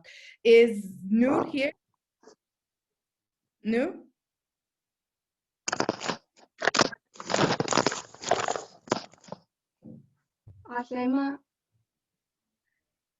Bonjour. No, you can go ahead. So Noor is from Tunisia, and she will also be lending voices to that of Lydia to speak on child labor. So over to you, Noor. عسلامة، أنا نور من تونس، ممثلة لجمعية أمل العائلة والطفل ولشبكة منارة للدفاع عن حقوق الطفل. اليوم باش نحكي على مشكلة تشغيل القاصرات في تونس. لقد أقر الدستور الجديد الصادر سنة 2014 حماية الطفل وضمان حقوقه، حيث ينص البند 47 من الدستور على أن للطفل حقوقا على أبويه وعلى الدولة أن تضمن كرامة وصحة الأطفال وتوفر لهم الرعاية والتربية والتعليم، كما أن الدولة ملزمة The government should give priorities to girls. كما أن الدولة ملزمة بتوفير جميع أنواع الحماية The government has a role to play in protecting girls. لكل الأطفال دون تمييز ووفق المصالح الفضلى للطفل ولملائمة القوانين. عمل على وضع الإطار القانوني لحماية الطفل العامل بشكل خاص عبر وضع also protecting children or protecting children who are working. لسنة 2016، والذي أقر بمنع الاستغلال الاقتصادي أو الجنسي للأطفال عبر تشغيلهم. والفصل 20 also needs to play a role in protecting children against violence. 11 أوت 2017، غير أن especially the home-based violences. واصل، وذلك عن طريق منظومة الاستعباد، شراء القاصرات في مناطق الفقر وبيعهم في المدن في المنازل أو لتشغيلهم في مجموعات التسول والعصابات.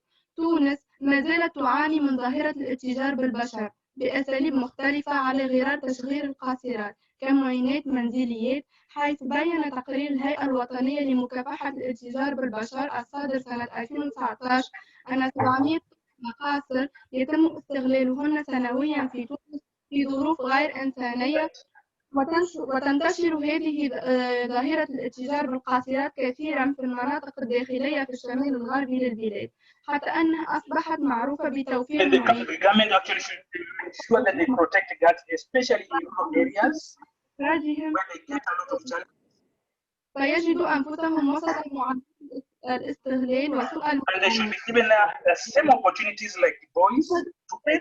هذه المناطق يتم فيها عرض القاصرات للعمل في الأشغال المنزلية الشاقة بطريقة not only actually leaving these girls like they don't work, they do homework, تحت إشراف وسطاء أو ما يعرف بالقنطرة لربط الفصل بين المشغلين القاصرة، حيث بلغت نسبة الاستغلال الاقتصادي للإناث 36.7%.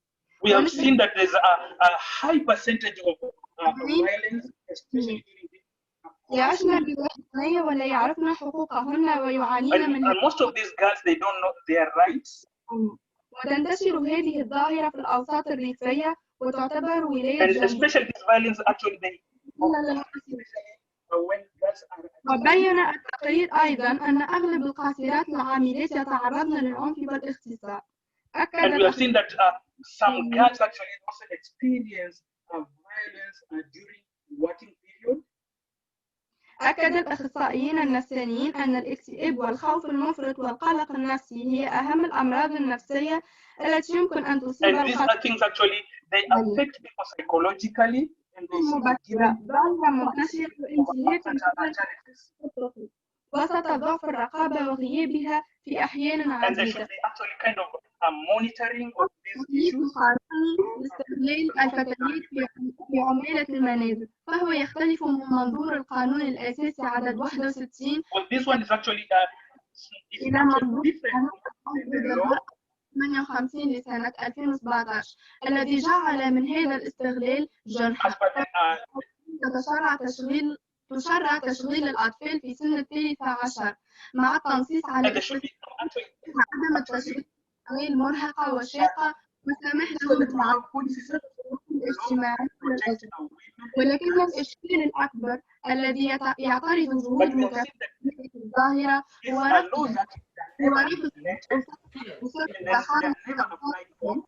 باعتبار أنهم شركاء في الجريمة. وفي ظل هذا الواقع المسلط And you find that these actually laws are not implemented.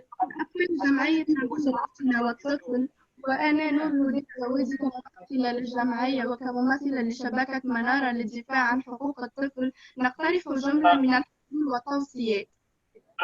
Me as Noor, actually, I'm suggesting that there should be a coordination through different stakeholders. تعزيز الدعم المادي واللوجستي في التعليم وخاصة في المراحل التنسيق بين مختلف المؤسسات باتجاه برمجة سياسة متكاملة وفعالة لحماية الفتيات العاملات. العمل على تجنب التناقضات الحاصلة بين مختلف القوانين والتشريعات.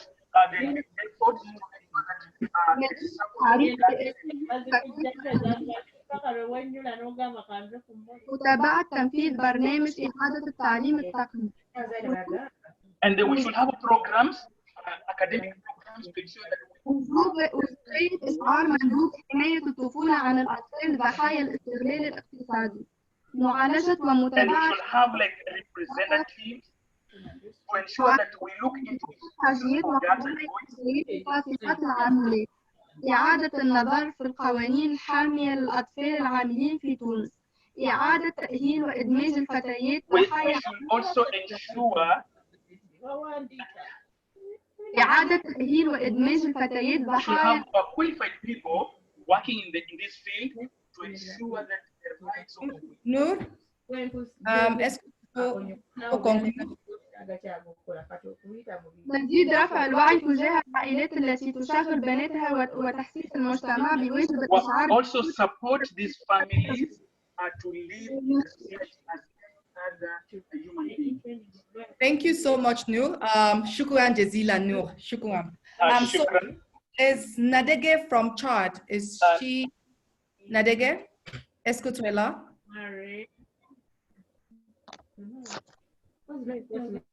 Okay, so while we wait for Nadege, is Farah from Egypt? But KCCA has its law enforcement. Yes, but this one, KCCA and Uganda police is different. Auntie, Lydia, can you please turn on your microphone?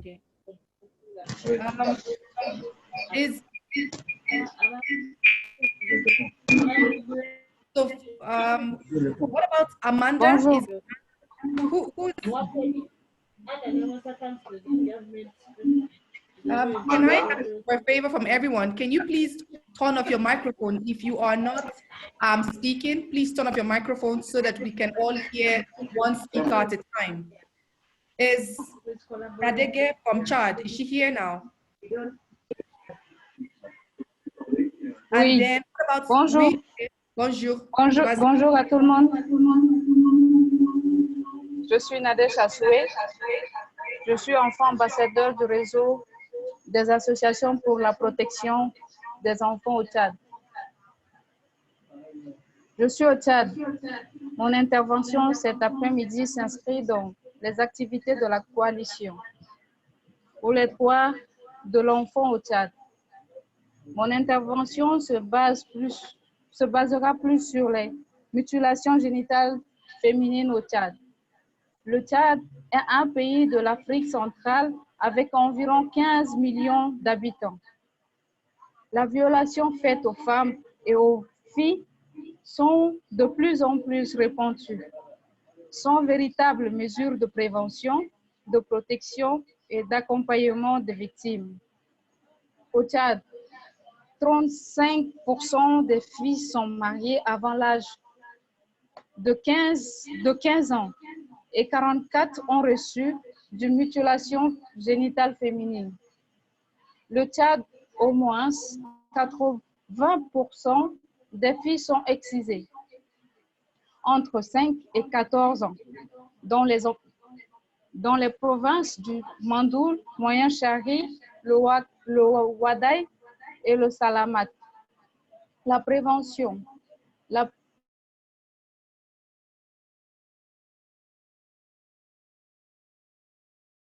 Chez les filles et les femmes de 15 à 49 ans, les mutilations génitales féminines endommagent irrémédiablement corps des filles et leur infligent une douleur insoutenable. Les pratiques causent un traumatisme psychologique extrême qui peut durer toute la vie, d'après les Nations Unies. Même si dans les années précédentes, le taux de mutilation génitale féminine a diminué, fort est de constater entre juillet et septembre 2020, des milliers de filles et de femmes sont excisées. Certaines femmes qui portent la grossesse dans les 5 premières semaines ont perdu leur fœtus. Pour éradiquer ce phénomène, les acteurs de la société s'accordent à mettre l'accent sur la communication sociale afin d'éradiquer cette pratique qui constitue une violation grave et flagrante des droits des femmes et des filles. Certaines communautés dans les sous-régions d'Afrique centrale considèrent les mutilations génitales comme une rite de passage ou comme une cérémonie d'initiation marquant la transition ou le passage de l'enfance à l'adulte. C'est le cas du Tchad, qu'elles sont pratiquées à la majorité des populations du sud, du centre et de l'ouest du pays. Les facteurs qui encouragent cette pratique sont ignorance, les fautes interprétations, le poids de la tradition et le statut inférieur des femmes. Je recommande au gouvernement de la sous-région d'Afrique centrale prendre des mesures législatives pour sanctionner les acteurs de mutilation génitale féminine, appliquer la politique, le genre adopté le gouvernement du pays de l'Afrique centrale, accentuer les sensibilisations sur le terrain, Merci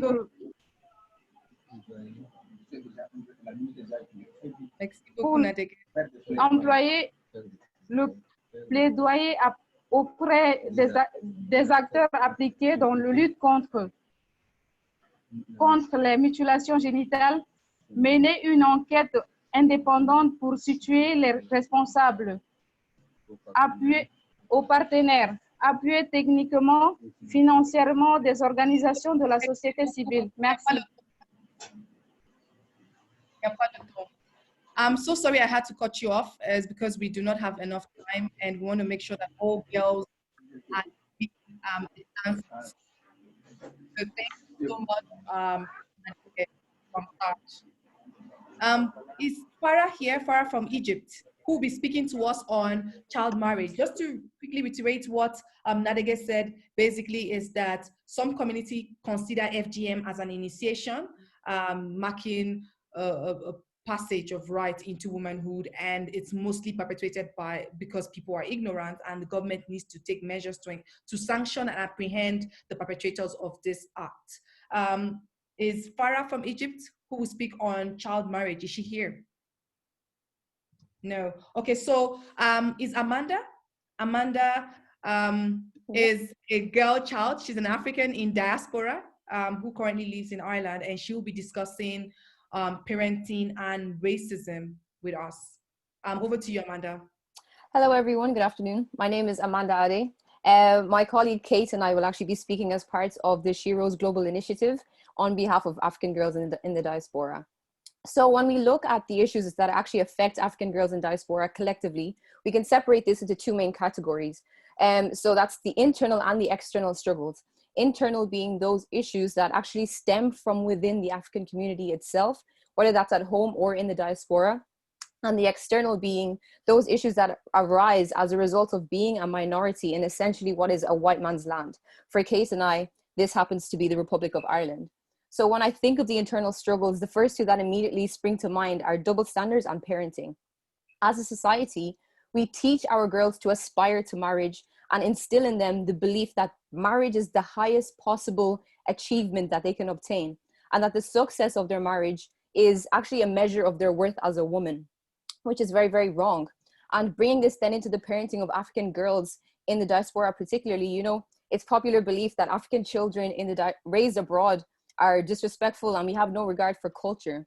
But what a lot of people fail to understand, and what the parents in particular fail to understand, is that the minute we walk out of the door, the society that we become submerged in is not reflective of these same teachings, and more particularly, the methods of parenting are not reflected. And then this causes an internal conflict of cultures almost within a lot of African children in the diaspora. So this leads me to the external struggles, and the first of which being identity. There's an identity crisis that comes with the territory of being an African girl in diaspora. And from my own experience, I remember constantly feeling like I was the odd one out. And to society here, I was too African to really be considered Irish. But then the same thing when I returned back home, I would be considered too Irish to be African. So that left me almost in the space of limbo, not really knowing who I am or where I'm from. And that experience is not unique to me. That is faced by a lot of children across the diaspora. And finally, racism. This is an issue that has, you know, it's come to the forefront, particularly in the last couple of months with the Black Lives Matter movement and all of that. And this is an issue that follows us throughout our entire lives, through school, and when we are applying for jobs. We are constantly competing with our white counterparts, and we're competing at a disadvantage. Firstly, being Black, and then on top of that, being a Black female, and we're already starting off at a disadvantage. So as African girls in the diaspora, issues that affect us are often overlooked, as we are seen to be privileged, and we should have no reason to complain or face hardship, but that's simply not the truth. So I'm going to hand over to Kate for some recommendations. Thank you so much, Amanda. Okay, good afternoon, morning, and evening, everyone. So I'll be continuing there for where Amanda stopped, and more offering solutions for girls or the girl child African ladies who live in the diaspora. You know, as much as we can relate with the struggles identified earlier on by Aya and Natasha and several other speakers, you know, the general consensus is that we have it easier because we live abroad. But in actual fact, these sort of recommendations help us to flourish in the white man land. Earlier on, Natasha spoke and she said the power lies within you. That's the first recommendation that I'll give. In order to overcome the external struggles that come with identity, you must know who you are. So who are you? And how do we know who you are? How do we know who we are? That's how we're able to live in a society where we're forced to bleach, or we're forced to tame our hair in classes, and there's comments like "you're pretty" for a Black girl. You know, those kind of comments. And how do you know who you are? For me, it's in a society where they work tirelessly to quench your faith. For me personally, what has worked is discovering my faith, knowing who Christ for me has called me to be. And for us all, coming out of religious mindsets and actually coming into relationship with who created us and who we are called to be. And I agree with Natasha completely that said the power lies within you. And that's been the foundation for me as well, to be able to work in the white man's land. And we need encouragement from the African continent continuously. At times, just as Amanda's mentioned, when we are, you know, in conversation with those who live in Africa, they have the idea that we are living in rosy land and we're good, but there needs to be a balance. We're here and we're the minority, and we're there and we're still sort of bullied or spoken negatively of. So the encouragement from the African continent that yes, when we come home, we feel yes, we are loved, we feel we are encouraged, we feel we belong here, as opposed to being treated sort of negatively. Also, for those living in diaspora, the recommendation would be that parents could help their children, their young girls, to join mentorship programs, like one of the ones I'm in, which is Shiro's Global. One of the projects we have is Shiro's Girl Club, where we have conversations, where we have mentors like Yemi Adenuga, who pushed herself to run for a political role never been done by a Black woman in this country. And, you know, thank God she eventually won. That sort of representation allows for me and other young girls to know that it's possible, it can be done. So definitely parents can connect their children to organizations like those, and we need more organizations. We need more mentorship programs like such to empower and to build the confidence of girls and allow them to be in leadership roles. So then when they step out into the Irish world or the European or American world, where they're faced with Caucasian counterparts, they don't feel lesser than. They feel well equipped, and they feel that, yes, I can be who I want to be. And finally, for parents as well, we need intergenerational conversations. I think there's one where we'll have on Sunday in the evening, where we hope to just raise the issues that Black girls do face. At times, like, it's a case of, in this home, I'm Nigerian. In this home, you're living in Nigeria, but as soon as you step out of your house, you're no longer in Nigeria, you're in Ireland. So it's bringing the balance of explaining to parents and having civil conversations, respectful conversations, that yes, I'm a Nigerian, yes, but I'm also Irish. But at the same time, so how do I find the balance of both? So having conversations with parents, encouraging their children to strive to be excellent while still being domesticated, of course, but excellent in their academics, excellent to political fields and several others. So those are the 3 key recommendations. I think it's so important for those in diaspora and also just generally all over the world. Know your faith. Find mentors, link with those that will inspire you. I've met so many people here that I'm so blessed, and I hope to keep in contact and find contact with afterwards. And also encouragement from the African continent and from parents and young girls themselves. Thank you so much. You're muted, sorry, Mary. Thank you so much, Amanda and Kate, for your presentation and actually representing African girls in diaspora, because we always say that there are 5 regions in Africa, and there's that extra region, which is Africans in diaspora. So thank you both for being a voice for African girls in diaspora. And one thing that resonated is the identity crisis of an African girl in diaspora. And this reminds me of Ijoma Imobuye's poem. She is a Nigerian writer who says, so here you are, too foreign for home, too foreign for here, if I'm not mistaken, no, too foreign for home, too foreign for here, never enough for both. So again, you must know who you are, join mentorship programs and find mentors, intergenerational conversations, and as well as encourage each other that are in the diaspora. Is Farah from Egypt, is she here to discuss on child marriage quickly? Farah, you can unmute yourself.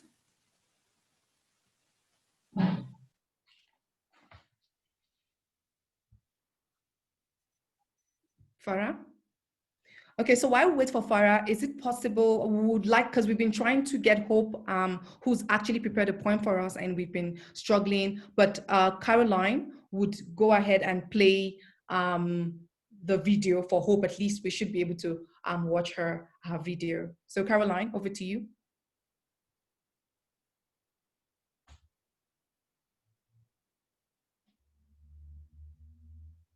Okay, okay, Jennifer is on, okay. My name is Hope Omboy Ochieng from Kenya. I stand for the girl child.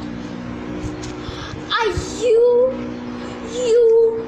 happy to see her losing her dignity because of shame, teasing, or being shut off from everyday activities due to period poverty? Schools have been closed. Yes, public schools, where she gets free sanitary towel. Her mom, the only source of bread, is a hustler. Torn apart to decide whether food, rent, or sanitary towel for her salary has been shaken and in a mess this pandemic season. Kindly, you, yes you, hold her hand. Let's end hunger, poverty, and shame. Save her health from infections of using rags donate a pad. Hashtag he for she. Can't you see she's broken? Yet she's a woman. She's a wife. She's a sister. She's a mother. Yes, she is. An everlasting shoulder. Restore her dignity from all this pain, fear of leaks, infections, teen pregnancy, sexual abuse, discomfort, in the name of sanitary towel. Stand tall, stand with her, make her an eagle when she flies. Hashtag she is equal. Hashtag free to be online. Hashtag her voice, her freedom. Hashtag restore her dignity. Hashtag be the change she desires. Hashtag I Hope Homeboy Ojeng, Kenya Scout Sungura, stand for the girl child. Thank you.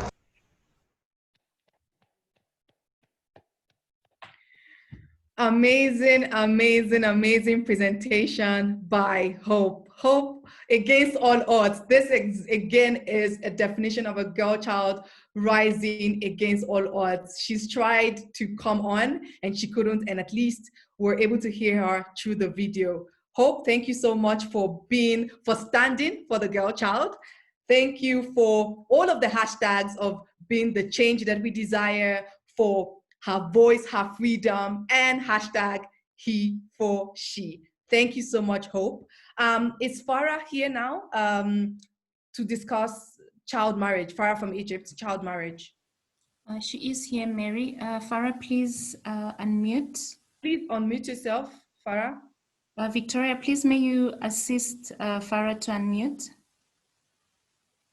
Thank you.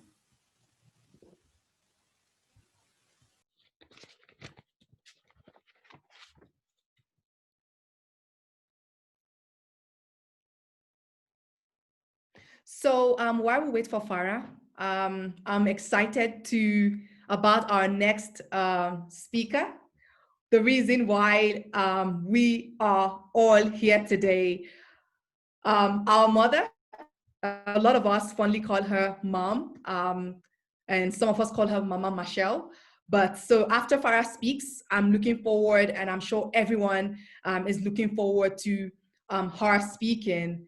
So at least she can join voices with the voices of the girl child in this intergenerational dialogue. Is Farah here now? Has she been able to unmute? I think we've actually lost her now. She's having difficulties with connecting. I would have to go ahead without her because of time. We're really, really running out of time. So again, I was speaking of after hearing all of the girls spoke, actually about 12 girls have spoken. I would like to call on Mrs. Gracia Michelle, who is the founder of the Gracia Michelle Trust, but it seems so weird I'm calling her Mrs. Gracia Michelle because most of us fondly call her mom. Some of us call her Mama Michelle because she's a mother to so many of us. And on that note, ladies and gentlemen, please, Mama Michelle. Thank you. Thank you so much for this opportunity. First, to have had a chance to listen to the voices of girls themselves, and the opportunity to reflect on the experiences they are going through, and more importantly than the recommendations they are making to parents, to those organizations which are working with girls, and of course to government. I do not have much time, so I'll pick up just a few things from what I have listened to. The first one being that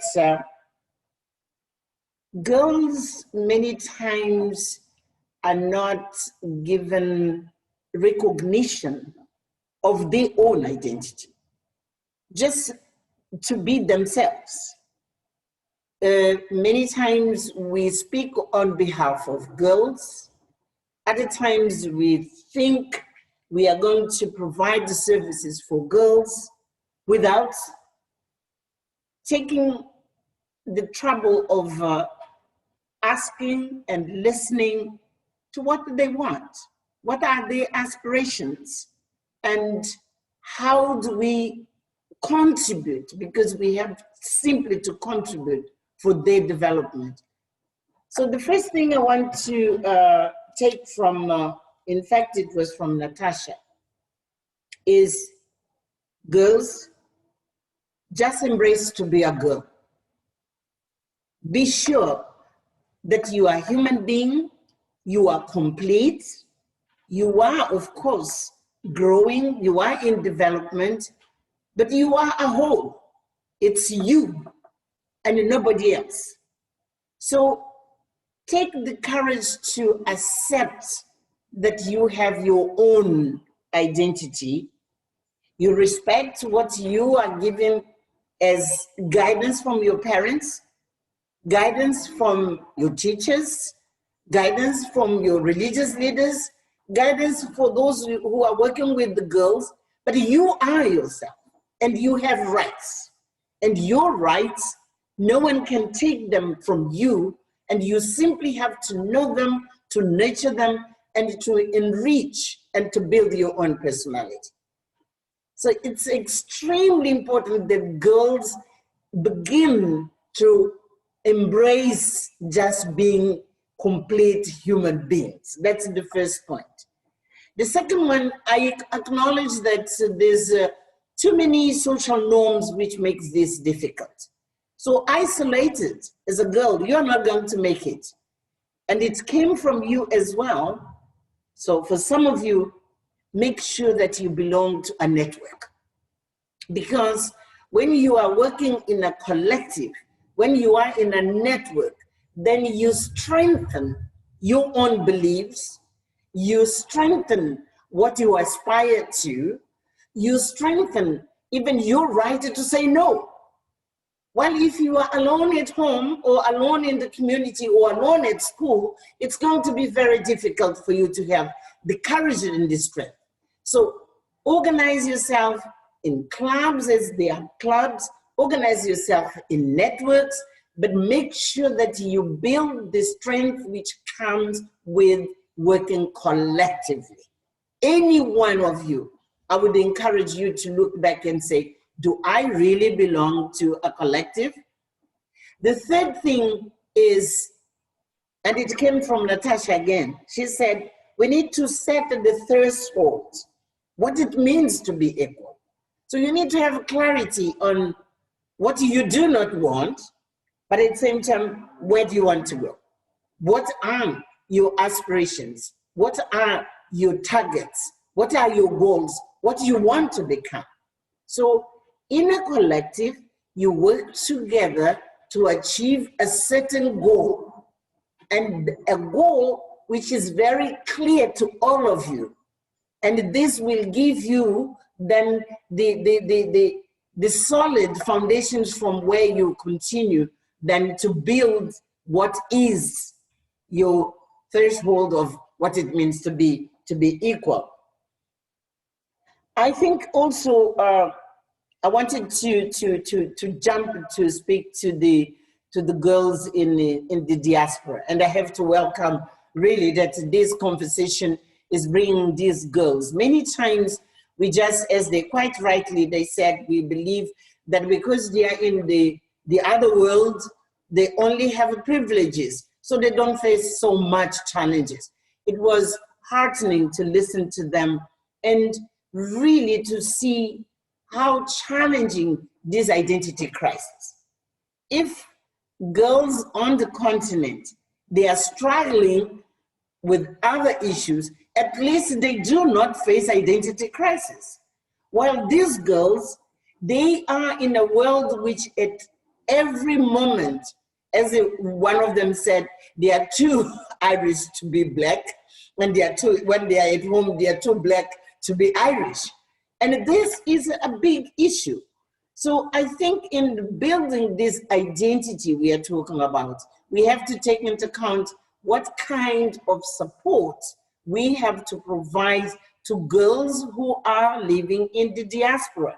And to them, I will say, make sure that you connect with the networks on the continent.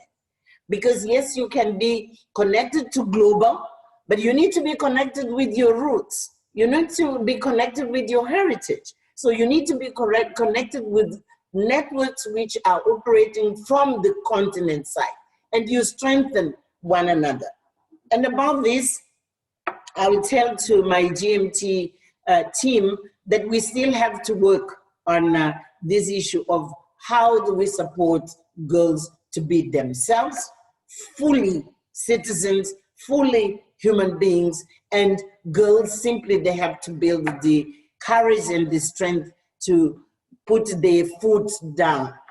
But the other thing which I want to say to girls before I move to others is that you must know that as you affirm and assert yourself in what you want, you have to know that you have the right to say no.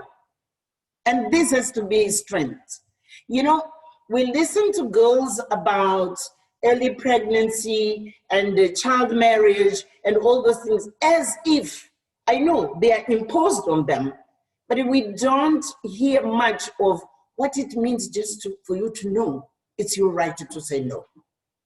They can try to impose on you, but it is your right to say, I don't want to be a mother while I'm still a child as well. I don't want to be married at the age I am. I don't want, I mean, that idea of, yes, we have to support girls to know, yes, what they want, but they have to know what they do not want and how to say no. More importantly, how to say no. And I want to move quickly to us as those who are working with girls. I want to insist that we need to open much more space for them to be the one who design the agenda.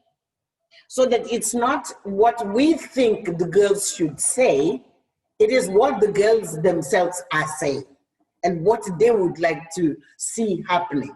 So the space for girls to express themselves in their own perspective, in their own feelings, it's important that it's opened up more and more. It is not about it being correct in the way you say, they have to be saying things correctly. No, no, no. It is about to know exactly their deep feelings, their deep frustrations, and their fears as well, because they have lots of fears. So the space for girls to speak freely and to say what exactly they're experiencing has to open up, so that organizations are not trying to buckle in girls to say what is expected to be said, but they say exactly how they feel and how it is. That's the second point. The second or third point now, I do not know. But now, what has to be done? It's a long list which we cannot debate here.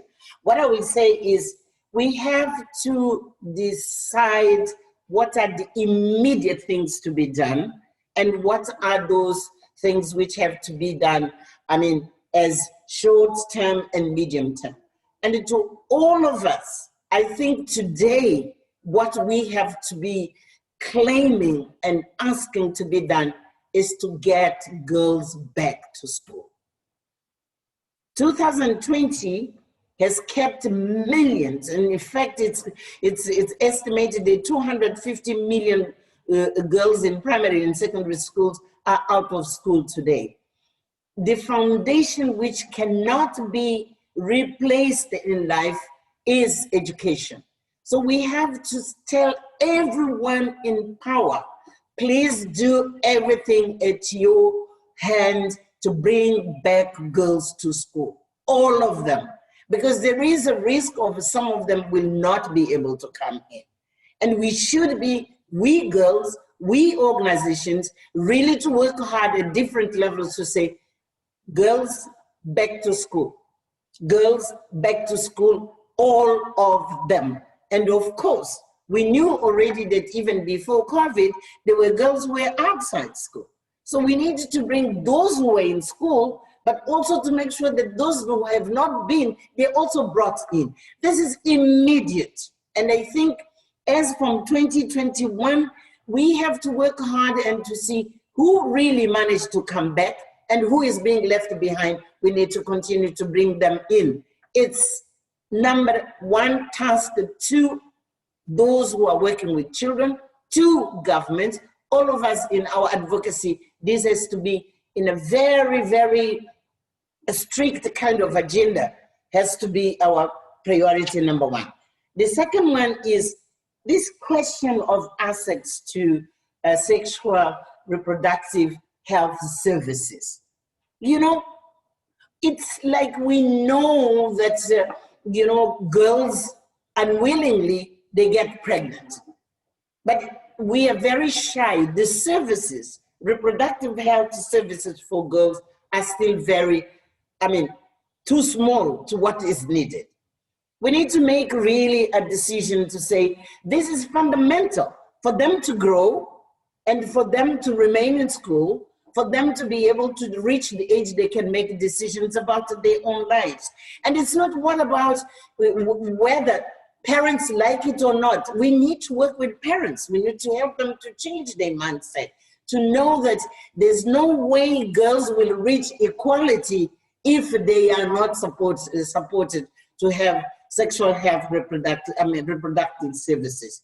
Why I'm saying this, whether we like it or not, they will be engaged in sex. Whether it's willingly, whether they are forced, then they should be able to protect themselves. And this, I think it's the second thing which is not negotiable in the way we should do. The third one, it is another kind of a taboo, menstrual management. And there are societies which this is a taboo, you can't talk about it openly, etc. And the services to provide girls with the way they can manage this and confidently, it is something which we cannot continue to ignore, or at least not to put it as a priority. So I'm talking of very practical things which are urgent to be addressed forcefully if we are to serve girls. And we give them the platform for them to speak on their own behalf. I want to end saying, look, this thing which is called the digital divide, it is part of our life. It's easy to say girls are equal, but really girls have become much unequal with COVID.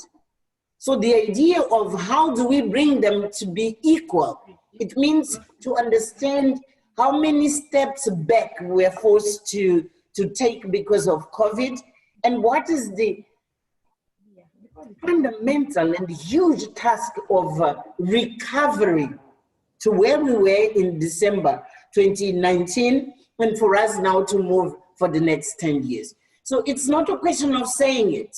I think it's a question of being really very strategic in identifying in different areas what are the setbacks we have suffered, how do we recover, and how do we plan for a better future working with girls. And finally, I just want to say thank you very much for this webinar. I think it has given us very important insights which we need to work on.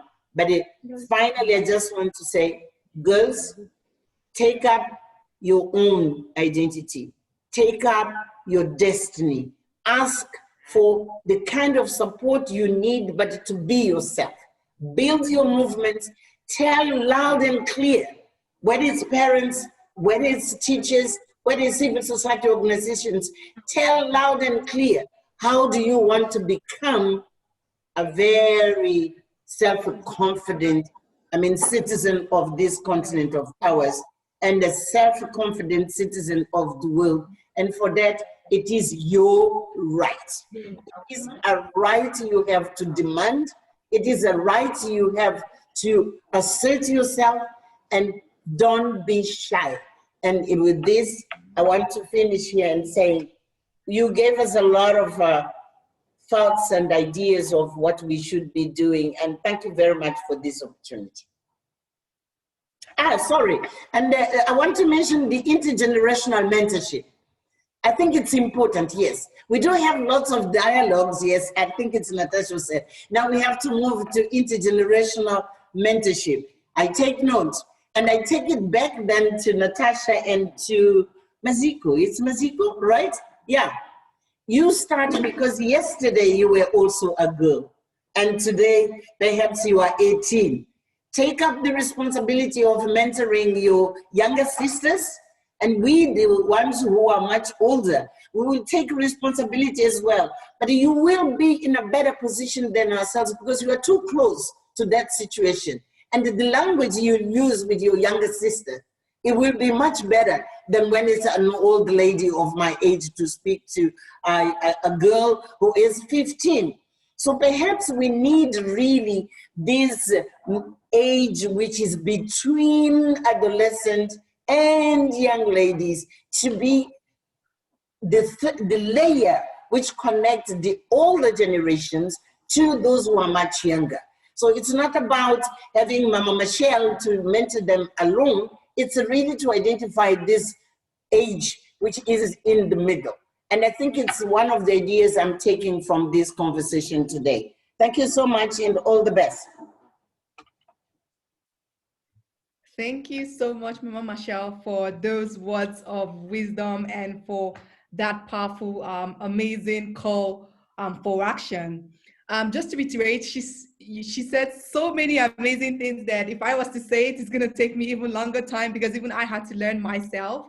But I'll just quickly reiterate some of the highlights and then point to note to everyone. Please note that the outcome documents, which would include everything Mama Michelle has said, would be included in the outcome document that will be shared to everyone next week. It just gives us time to collate a comprehensive document that will be shared to everyone. So Mama Michelle says to us that we need to own our identity. We need to know who we are as Africans and as girls. We also need to begin to embrace ourselves as complete human beings. We need to belong to a network. We need to strengthen our beliefs. And also, we need to be clear on what we want and what we do not want. So it means that we have to work together to achieve a certain goal. And then as girls, they need to be supported. And it's not just the role of one person. It's a collective responsibility to give girls the space to speak freely. And then we also need to know the differences from the low-hanging fruits, more about the immediate things that needs to be done now and the things that need to be done on a short term or on a medium term or on a long term basis. It is also important to get our girls back to school because it is the foundation. Education is the foundation that cannot be replaced in life, which means basically education is key and very paramount. So girls need to be educated. We should never or we should not leave any girl child behind. And in her words, she also talks about take up your identity, Black girl child, take up your destiny, speak up, and we need to know we need to know what you as a girl child want, and you need to be confident, not just confident, but be a very proud, confident citizen of Africa, and do not be shy. I actually wrote that specifically. And then she also talks about intergenerational mentorship, where we have a role to play. We cannot just leave the burden on Mama Michelle to say, oh, because she is an advocate for girls and women and children's rights, and so we leave the burden upon her alone. No, we all have a role to play to make sure that we mentor whether our sisters, young women, young girls, because only collectively can that girl child be equal to her male counterparts. I know I haven't summarized as much as, but again, like I said, there will be an outcome document that will be circulated to everyone on Monday, which will cover comprehensively everything that has been discussed. That takes me to questions. The good thing was when Mama Michelle was speaking, she was able to answer some of the questions that some of you had asked. So I would, and again, also because of time, I would only be able to give room for just 2 questions, or probably 3. Let's see how time allows us. One question will be for Mama Machel, one question will be for Maziko, and then another question will be for Ayat. So the first question we'll go to Maziko. I don't know, hopefully Maziko is still with us. And the questions that a lot of people were asking is that, especially the fact that you spoke on sexual and health, reproductive rights, is that, do you think Africa is delivering adequate information on comprehensive sexuality education? And then someone also added that generation equality sounds good, but then how are we going to involve boys too? I mean, aren't they also affected? And then why should we paint? Is Maziko here? I think we've lost Maziko. Okay, so I'm glad I asked. So let me just quickly go to Aya Chebi. Is she here? Aya? No, I think we've also lost Aya. Okay, so that would leave me to, I hope Mama Machel, okay, I see Mama Machel is here. Yeah, so I think because of time, let's just give one question to... Yes. So, Mama Machel, one question, I see that you answered it, but maybe answering it in a more comprehensive manner is that one question a lot of people kept on asking was, is it true that GBV is grounded by tradition and culture? So what do we do with regards to changing these societal norms? Are they changeable? And how can we influence this change? You know, social norms are made by men in the sense by human beings. It is our construct. It is not like a God-given. So whether they are very much deeply entrenched or not, the answer is they are changeable. And they have, in fact, they must be changed. The process will not be short-term achievable, and it's not going to be easy, but we have already in certain communities on this continent examples which can show that yes, it is changing slowly, but it is changing. So because we do not have time, perhaps I'll ask Caroline and the team, the child rights team, to circulate some of the examples I know of, which has shown whether it's genital mutilation, but you could see communities accepting to change. Whether it is child marriage, you could get some communities in which they came together. I mean, parents, religious leaders, schools, etc., to say, in this community, including traditional leaders, in fact. I know of 2 examples in Malawi where traditional leaders, who is a female, both of them, they are female actually, they simply made a decree that in my area, no one is allowed here, I mean, to give a child to be married before she achieves 13, and it can be done. To the extent where they even went to bring children who were already in marriage to bring them to school. So because we do not have time, we will put together some examples, we'll circulate for that people know that it's a long-term process, but it is happening, it has to happen, and because it's a social construct, it's a society which have to deconstruct. To be short, that's the answer I could give. Thank you so much, Mama Machel, for that answer. Basically, a lot of questions, I think about 10 questions had said the same thing about social norms, if it's changeable. And Mama Machel has said, yes, indeed, it is changeable. Yes, it might take time, but it is changeable because it is a social construct. It is made by society. Society itself can actually change this. And so again, alongside with the outcome document, we will also be sharing examples with all of the participants on how these have actually changed and how things have evolved with time.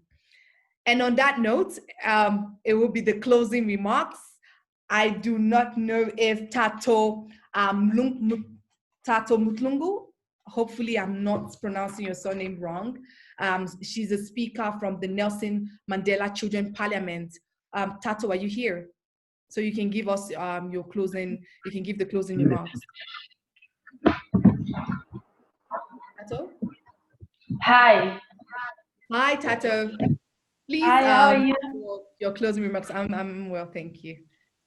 Okay. Please may you have your video on? Thank you.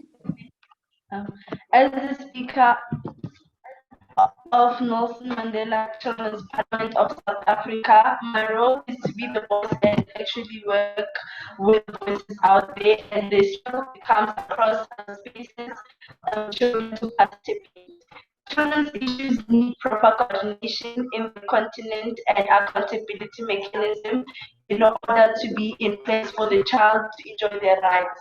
My role is to thank everyone in here, Ms. Grasha Marshall, Ms. Mary Izobo, Ms. Maziko Matemu, Ms. Aya Chebi, and Ms. Natasha Mwanza. We would like to thank Grasha Marshall Foundation and partners for availing this space. Children are never given platforms to discuss issues affecting them. Instead, people continue taking decisions about children without children. I would like to acknowledge everyone who attended this seminar. We should have more seminars to address both girls and boys issues. Ladies and gentlemen, I would like to thank you all. Thank you. Thank you so much, Tato, for the closing remark. But I would like to leave you with some words. And those words are the words of Mama Machel. And it says, open quotes, "Let us give a face and voice to that girl child who has been ignored. When at last she is front and center of our development efforts, it is she who will change the world." And so on that note, I would say, go, so Black girl child, go confidently in the direction of your dreams. Live the life that you have imagined.